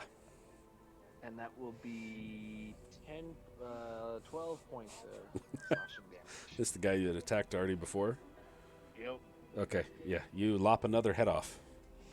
And I There's book it back. one guy still standing there with you, right next to you. You killed the one, there's still one more. So it's up to you, dude. You can take off running past him if you want. You know, I'm gonna run past him. Okay? He will try to take get a closer to the other he cast- will take a caster. swing at you. All right. So I'm killing the other two real quick. Those two are dead. So he will take a swipe at you as you run past. That is a 17. That hits. Okay, finally. I even roll like crap on roll 20. It's 8 points of slashing as you run past it. So that's reduced down to 4 points. Yep. It sure is. Okay, you are going to take your 30 feet. 25. 25. Okay, you can just peek the corner and you see the one, and now this massive purple energy with this massive skull that's come up, and it's kind of like hitting up against the edge of this thing, and it's looking around the chamber. Even the teeth on this thing are like, looks like they're slightly starting to smile, the skull itself, as it's looking around the room at you. Okay. Kenny and then Wyron. All right, yeah. I don't think I can run all the way there, right? You're still Your guy's standing still by the alive. other guy. You could Right, make but it like around if the I corner. forgot about him, You could get just around the corner. You would be about 10 feet away from that first yeah, guy. I'll just go for the guy next to me. Okay. I Chop don't him have up. anything ranged, so no point in me running over there. Chop him up. Okay, I got 6 to hit. Nope. Oh, Yeah, nope, that's it then. Okay. Just the one attack? You don't have any bonus attacks or anything? I don't think so. I think I just have a one-time thing, Okay. and I used it, so. Wyron, you're up. And Elric is on deck. Okay. The wolf was like, ow. Okay. I'll use my movement to get up. Okay, you're still make a constitution I save will. because you are paralyzed. Oh, okay. So make That's a right, constitution that's save right. to see if you can get out of it. Technically, that kicks in at the end of your turn, too, so. Oh, really? Yep. Okay, that's gonna be an 11. Okay. So you feel like you're starting to come out of it, but you're not quite there. You're still paralyzed. All right, cool. I'll just lay there. Elric, you're up, buddy. woof. Yeah, woof. Ow. I think he's asleep. Whoop. Wake him up. It's his turn. Sorry, I'm gonna stab this guy. Oh, yeah, you made it up right by the wolf? No, just the one guy who stabbed me in the foot. Oh, okay. Oh, yeah. He's still alive. Yes, he is. Kick him Barely. with your other foot. Yeah. So I got an 18. Yeah. Oh, yeah. So this will just be my offhand bonus action stab. Just just bitch slap him. Good. I rolled exactly a 1. That's exactly what he had left. Good. You're like, ow, stab right on the top of the head. Funk. Okay. Yep. He's And dead. then I'll go ahead and use my movement to move up with the wolf. You limp for 30 feet. Ow, ow, ow, ow. Okay, you can get right up by this caster as you round the corner. You see this caster, you see the wolf on the ground, paralyzed. This caster, and now this skull turns its head and looks towards you, and the eyes kick open with some very dark black energy that are still contained inside this sphere for now. Oh. Oh, I see. You still have your main attack, right? 'Cause you just use your bonus to stab the other dude. I Or you're I offhand? do. I Okay. sure do. Nice. Yeah. I sure do. Ooh, let's see. As you get right up to these guys, the little The runic, doggo is on the floor paralyzed, yes. yeah, Oh my. the little rhyming or little divining rod is going bananas right now. It's just you are very, very close to this amulet. Okay. Well, I'm going to just back around the corner. So I have cover Okay. from Skull and Crossbones Man. It's like, nope. And as an action, I'm going to use Healing Hands to restore 3 hit points to myself. Good call. Okay. You're like, ow. Cool. Less ow. Yeah, ow, Les. You see that your foot doesn't quite hurt as bad. Although you took a knife right through the foot. I know. Yeah. Jeez Louise. Ow! My toe's still there. Okay, I can feel it. Okay, that's my turn. All right. It's now their turn. The one that's left is going to try and stab Kenny first. I No, it's an 11. He misses. He's like, get away. The caster that's in the back. Let's see. Let's find out. The one that paralyzed our wolf friend. Oof. Okay. The one that, paralyzed the wolf friend. He, his hands kind of come down to the side, takes a breath, and he turns and starts kind of glancing around. He turns around, looks down at the wolf that's on the ground, and you see,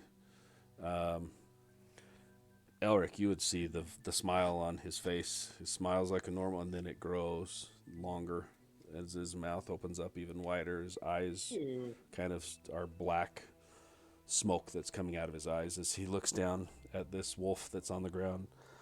He's like, oh, Maybe he just likes people. how sad, as he smiles. And then he bends down and places his hand on her chest. And he's going to... I'm dead. Oh, shit. That's a natural 20. That's hard. You see as he places his hand on the wolf's chest that's kind of... the flesh instantly goes black around this thing as the wolf takes a gasp. How many hit points do you have left? So the wolf would have 19 hit points left. Okay. So with the natural 20, that is 40 points of necrotic. Because it was 20 plus a 20. So 40. What was your max? My max is 37. So you're good. You're not dead. But the wolf is dead. So if that kicks you back to your body or what? Yeah, so what happens That's is... right. If you die... my wolf Yep. dissipates, Yep. but any of the damage that goes over what my wolf had transfers to me. Okay. So you take the extra 21 points of necrotic.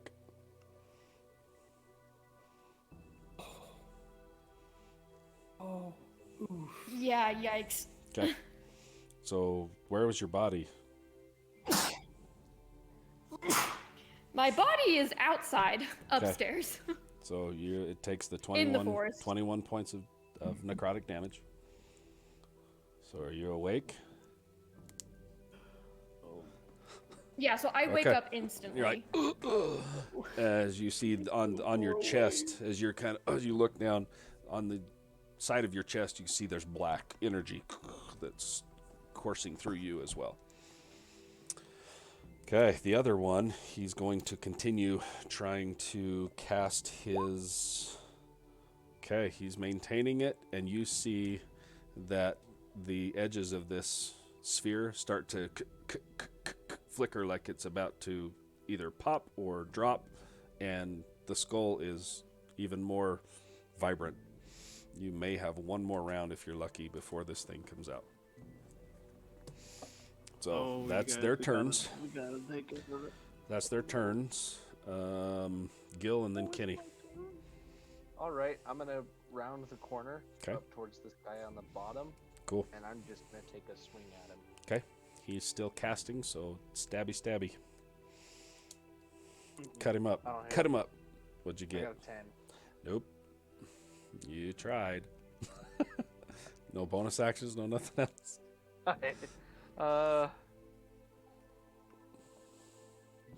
I mean, I can frenzy, but that's a bonus action. You got a bonus action. I will put myself into frenzy. Do it, dude. Go reckless on him. Something. That doesn't mean I get another attack. So was your I don't frenzy. think. I can't remember. I have to look at the frenzy. What was frenzy on there say? What does frenzy do? While in frenzy, you make a single melee weapon attack as a bonus action on Yeah. each of your turns So after this one. Okay. I'll give you the one on this one since you could have gone into a frenzy before. So take a bonus action attack at him if you'd like. I'll give it to you. Yeah. That's a 12. Missed as well, man. Sorry. Hey, dude, I tried. Okay. All right, Kenny, you're up, buddy. And then Wyron. I swing at the man. Do it. Is that dude still alive down there? Yep. 11. Yeah, last I checked. He misses. Well. Yeah. There it is. We've just been swinging and missing at each Oh, other you guys for are a while like, now. ow, ow, ow, ow. Okay. And I'm pretty sure that's pretty much the extent of what I can do, so. I'd have to look at your build. I mean, can I run after after swinging? Yeah, you can Like, run can I away still from use him. my movement? Yeah. All right, then I'm just going to run down towards the skull then, and I'll Alright. get to the corner. All right, he will take a swing at you as you're trying to run away from him. He misses. You're good. Yeah, you run. Get down right next to to your little dwarven friend. Okay. Wyron and then Elric. So you're upstairs as you gasp back to life. Yeah, I will double dash Okay. It would. towards my friends? Question mark. Okay. As you double dash down, it'll get you just into the entryway downstairs. So you can make it all the way downstairs inside. You're on the backside of the altar area where you see the one that just took a swipe at Kenny. He's about 10, 15 feet from you. I'm downstairs. Yeah. Oh, sick. Yeah, you made it all the way down there. You weren't that far. You were able to run double dash in there.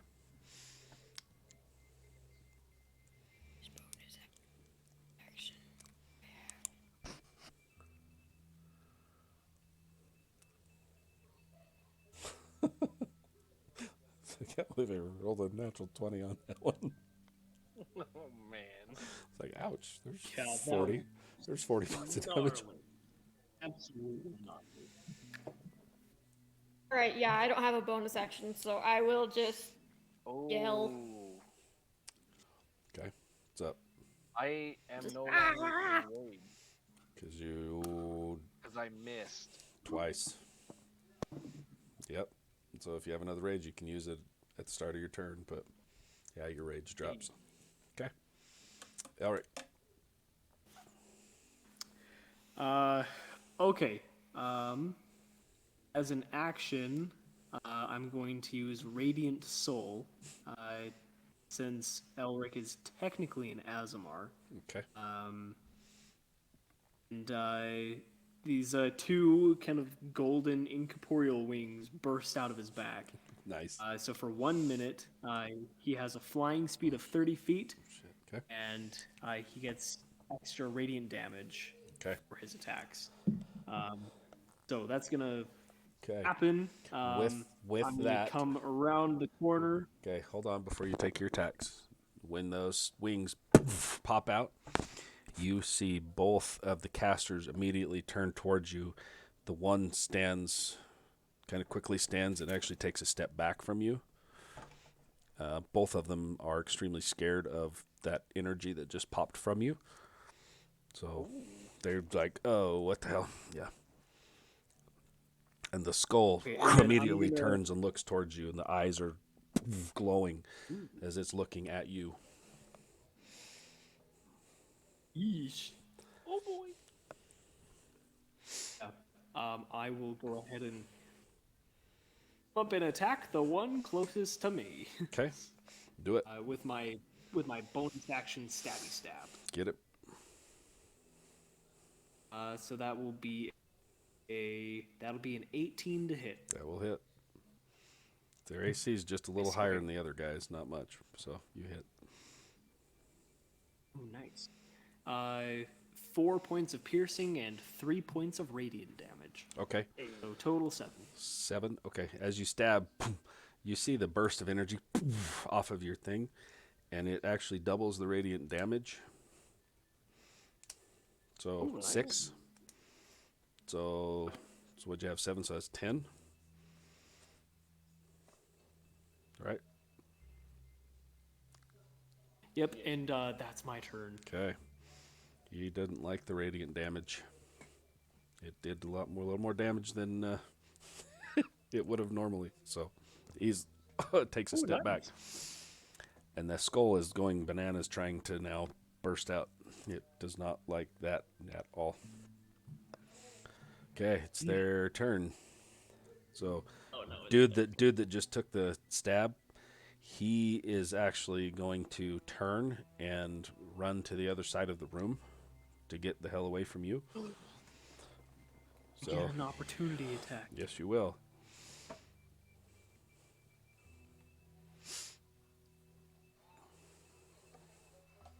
Ooh, nice. 21 to hit. Yep. It sure will. Great stab with my dagger. Okay. 4 points of piercing damage. 4 points. Just the piercing? Not the radiant on top? I believe so, yeah. Let me double check that whole thing.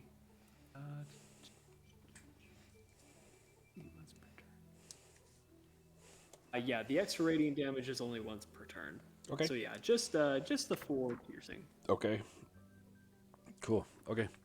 Yeah, he's going to run as far away from you as he can possibly get. He doesn't like the radiant damage at all. He's like, nope. So he's running over here by the skull to hide. He's like, nope. Mm-mm. Yeah, that was a good call, dude. Real good call. The other one that is going to turn, and he actually drops the cast that he was trying to cast on this thing, because now you're there face to face with him. And he's going to take a step back, and you see his hand come up, and he is going to cast Suffering Echoes at you. What the hell is that? You need to make a wisdom save for me. Ooh. Wisdom save, you say?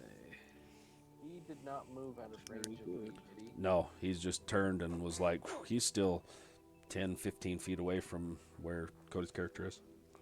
Okay. So wisdom save 15. Okay, that's exactly what you needed. So you will take, instead of 19 psychic damage, it's halved. So what, 8? 9? Yeah. 8? 8. Go 8. 8 psychic damage. And as it does, memories of yours come back in your head as you're, like, you see flashes of people that you've hurt, that you've crossed. Painful memories hit your head as he casts this on you. And he's looking around trying to get away. Because of that, it's now going to buy another round. The skull, he dropped his casting trying to hit you with that. So it did not finish his casting on that round. So, okay. Gil and then Kenny. Cool, I'm going to try and take a swipe at it. Oh, wait. The other guy is still alive. Oh, there's 5:30. He's going to run up behind... Who's at the corner?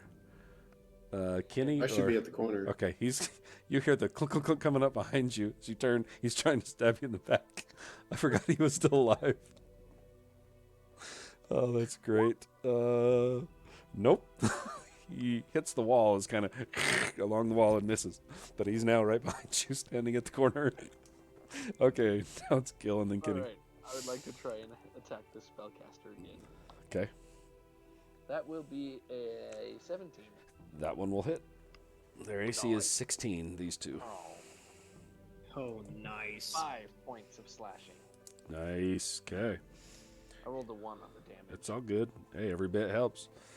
He takes a chunk of an axe in the shoulder as he turns, looks towards you, and you see the face widens slightly as this too wide of a smile looks at you. The eyes also go pitch black as he turns and looks at you. Yeah, no. As a bonus action, I go into rage. I should have raged first, buddy. It's all good. I should have, but Okay, hindsight. it's all good. You're raging right now, so nice. Okay. Kenny, show us what you got, buddy. Come on. Got a dude behind you, the caster the in guy front of that you. sort of stabbed the wall, but then ignore him. Go for the same spellcaster Nice. the Gillen did. Do it. Yeah. So 7. Nope. You try. Yeah. But Nah. you're about as good as the Yeah, guard I go behind up to you. him and I sort of wave. It's like, hey, I didn't hit. Whatever. It's all good. You're like, come on, man. Just kidding. All right, Wyron, you're up. You are back at the. You're just inside the door, so you're gonna have to go. 10, 15, about 65 feet to get to the first caster. If you want to go to the bottom of the screen around, you're about 65 feet from him. Okay, yeah, so my double dash would be 70. Yeah, you can get right up to him. You I'm come gonna flying double right up next dash. to the other two. You can. Give him a big old stabby stab. As my bonus action, I'm going to cast Thunderous Smite on myself. Oof. Okay. Oh. I'm really mad. Smite. Okay. To explain what that does. Well, it's just the next time I hit someone, it does things. Okay. My sword just goes all glowy. Cool. Okay. Elric, Okay. you shake off I the would painful like to- memories. I know, yeah. I'd like to come up and try to do a stabby stab on the spellcaster who hurt me really bad and all my buddies are ganging up on. Do it. Okay. Is it possible to He gets flank? sneak attack since I'm engaged with him. Not really sneak. He could flank him and get an advantage on it. That helps. Sweet, yeah, because that would, since you're engaged with him, I would get sneak attack Yeah, on one of my hits. He does. Yes. Sweet. All right, here we go. Okay, so dirty 20 for the first hit. Nice. That'll be...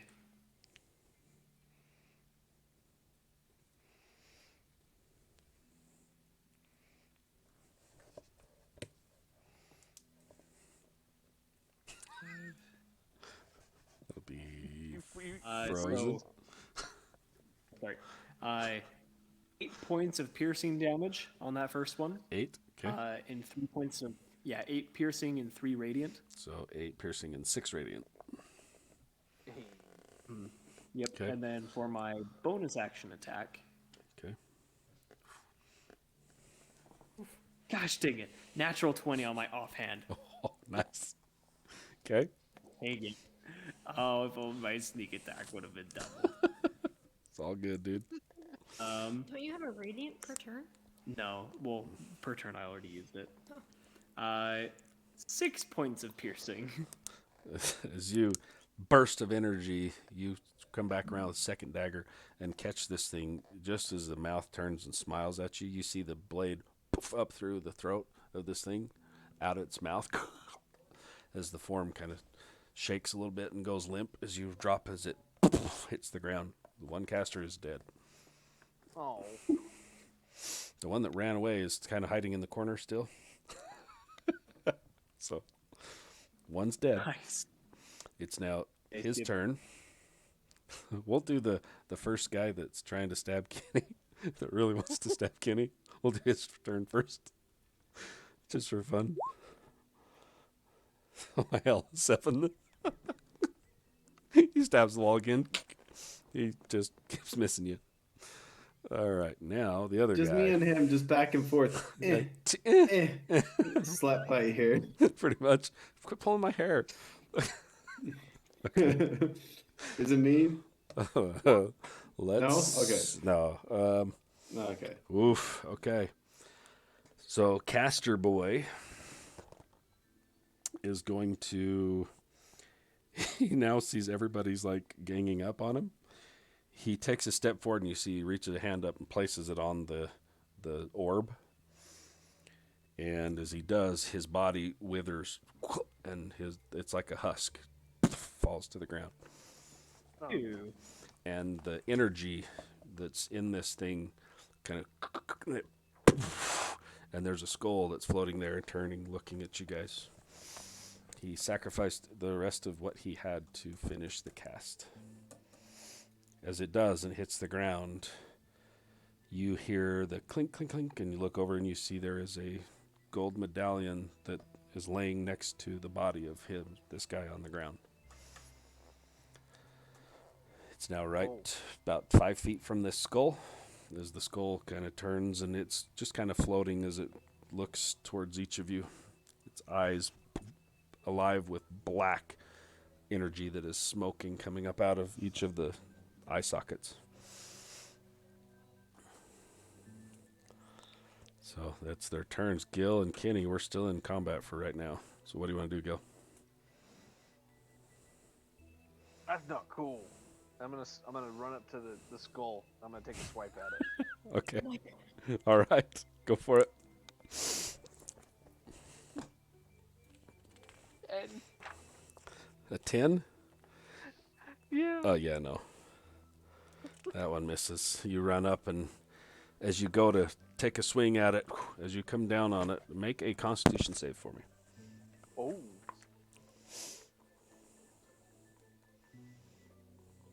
Dirty 20. Okay.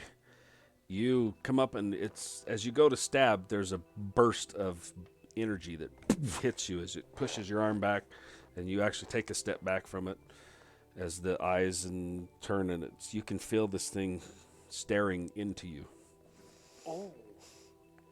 But you were not affected by whatever it was that as you tried to stab it. And I am also no longer under rage. Nope. Kenny, got homeboy that you Hi. keep slapping, and this skull in front of you. Yeah, no, this is my first adventure. I turn around and I run for the exit. All right. As you turn and run, the dude's gonna take a swing at you. A 12. I'm not super worried. A 12. He's like, Yeah, no. don't run away. Okay. All right. Kenny's like, see ya. Takes off running. Yep, I'm out. Wyron and then Elric. So, just to be clear, the guy that stabbed me, Mm-hmm. or the guy that killed me, is he dead? Or is he still there? He was the one that sacrificed himself, completed the casting on his turn. He is dead. That's where he dropped to the ground, and that you see the small amulet roll out onto the ground next to him, where his body is now laying on the ground. Okay, and there's one caster still alive, or is it just the skull? Just the skull. And then the guy who was trying to hit Kenny. Yeah, and slap fight guy. All right.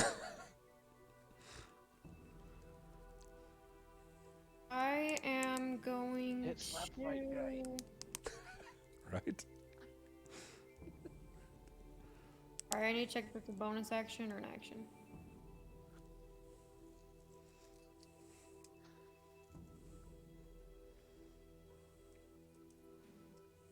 Slap that guy. Oh, that's great.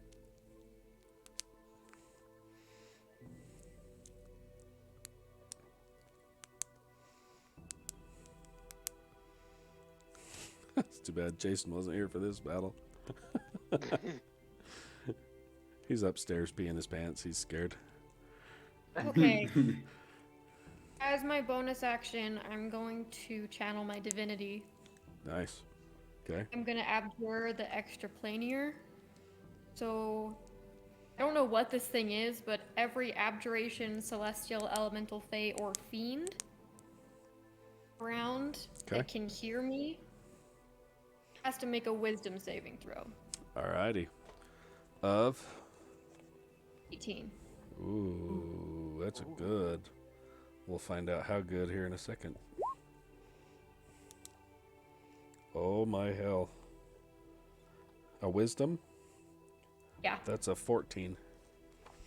Got a Okay. +4 to wisdom. And he rolled a 10. Good call. Oh, Okay. it is. If it falls into one of those categories, it is turned. Okay. Must spend its turns trying to move as far away from me as it possibly can. For its action, it can only use the dash action to try and escape from an effect that prevents it from moving. If there is nowhere to move, the creature can take the dodge action. Okay. Good call. Okay. That your turn? That's my bonus action, Nice. but if I injure it, it will. Where's Kenny now? He can run up and slap it. Yeah. Yes, seriously. It lasts for a minute or until I damage it. So. For a minute? Oh, okay. Yeah. Good call, dude. So Good I'm call. not gonna touch it. Good call. Okay. And as how many divine Alabinies? Okay, I only have one. Got Kenny's slap partner still behind you too. But yeah, and then to my friends, I will just be like, step back, friends. No, that's what I was gonna do. Duh. How did I forget that? I'm going to wiggle over to my divine friend. What? How far away are you? I don't know. You are about 25 feet. He's sitting right at the other corner. So you're on the bottom edge. He's at the top edge of that corner. About 25 feet. I'm gonna wiggle over to him, and as my action, I'm gonna poke him. Okay. And I will give him. There it is. I will give him 10 lay on hands points. Ooh, nice. Thanks. Ooh. All right. That comes to Elric's turn. You are healed, my friend. You just got poked. Yeah. I was cruising on 1 hit point, so this is good. Oh, that was clutch. Oh man. Clutch. Oh, Oof. when you're healed, there's like this really cool golden wolfy magic.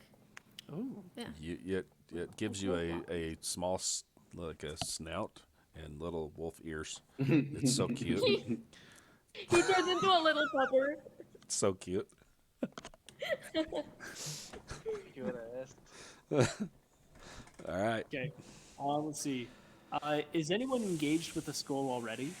No. Aside from You ran up and it blasted you. Gil was, You're right? right up there with it. Yeah. All right, Gil, let's go. I'm gonna come up and try to dagger. Okay. All right. Let's see. Ooh, nice. Okay. The first one is gonna be a 24 to hit. Okay. Any damage? Is it going to kill her thing, or is that just your action, Grace? I believe it's just me. Better double check that, because 24 is going to Yeah. hit.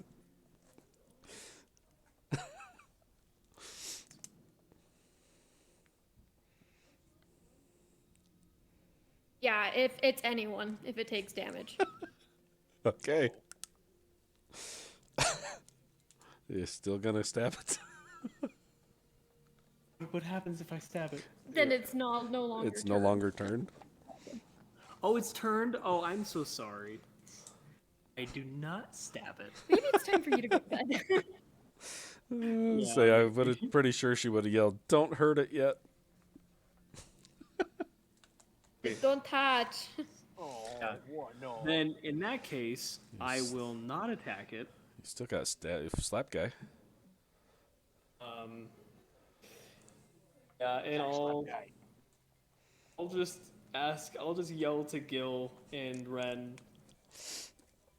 Where's Kenny? Where's Kenny?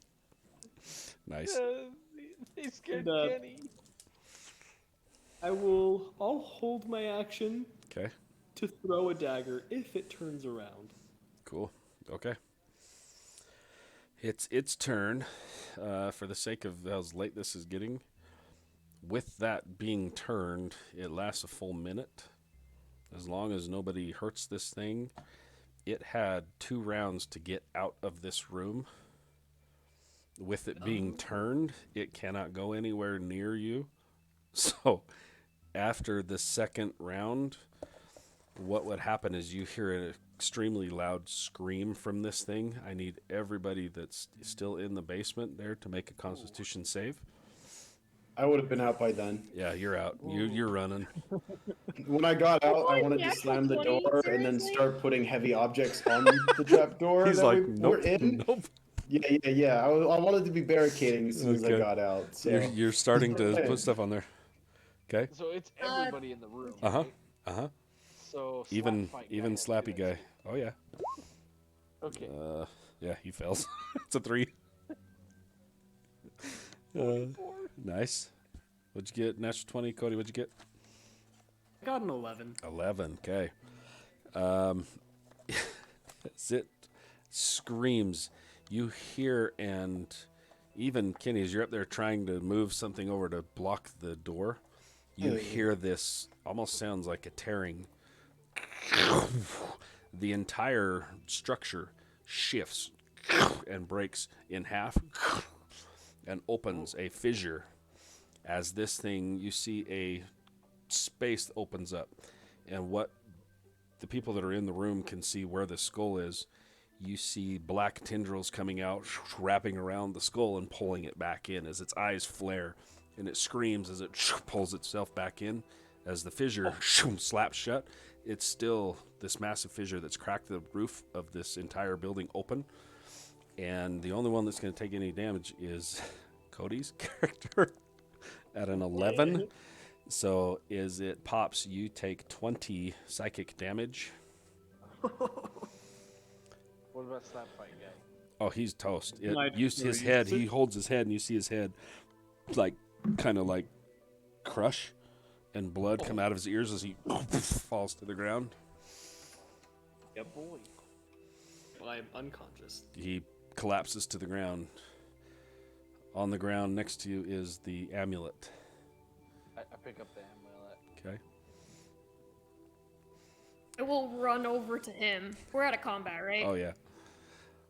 I'll run over to him and give him my last 5 points of lay on hands and be like, Nice. wow, fuck. Stabilize him.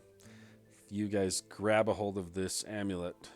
For the sake of this, you make your way back to your friend's house as you hand over the amulet to Talbot. He grabs it gratefully from you, and you guys, as soon as you see this, as he grabs it, you all feel around you an energy that fades.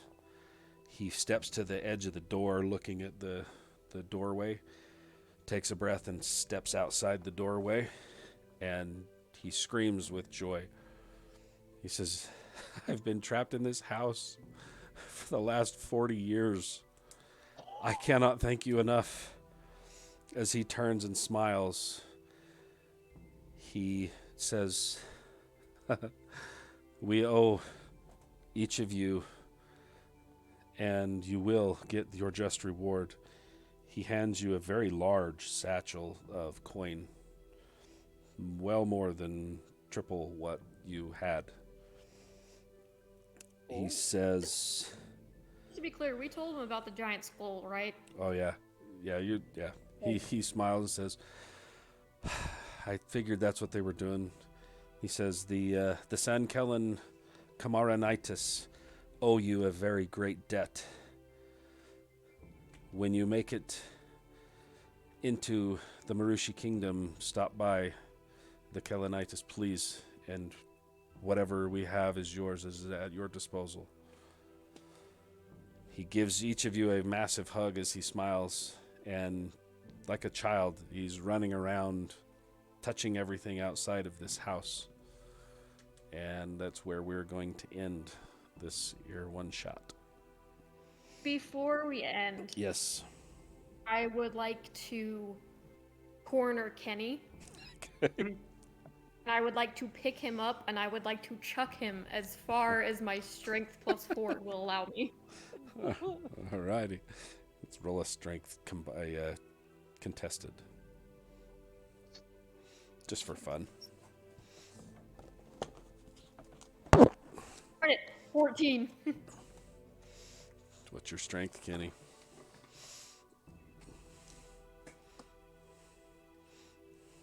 My strength is 16. Yikes. So He gets away from me. you try, and he squirrels away. I wriggle. Right on. Well, that was a good one. I'm going to end this stream. We can chat if you want for just a sec, but thanks for tuning in. Sorry for the awesome tech display that we had tonight. So catch you on the next one. Yeah. Bye.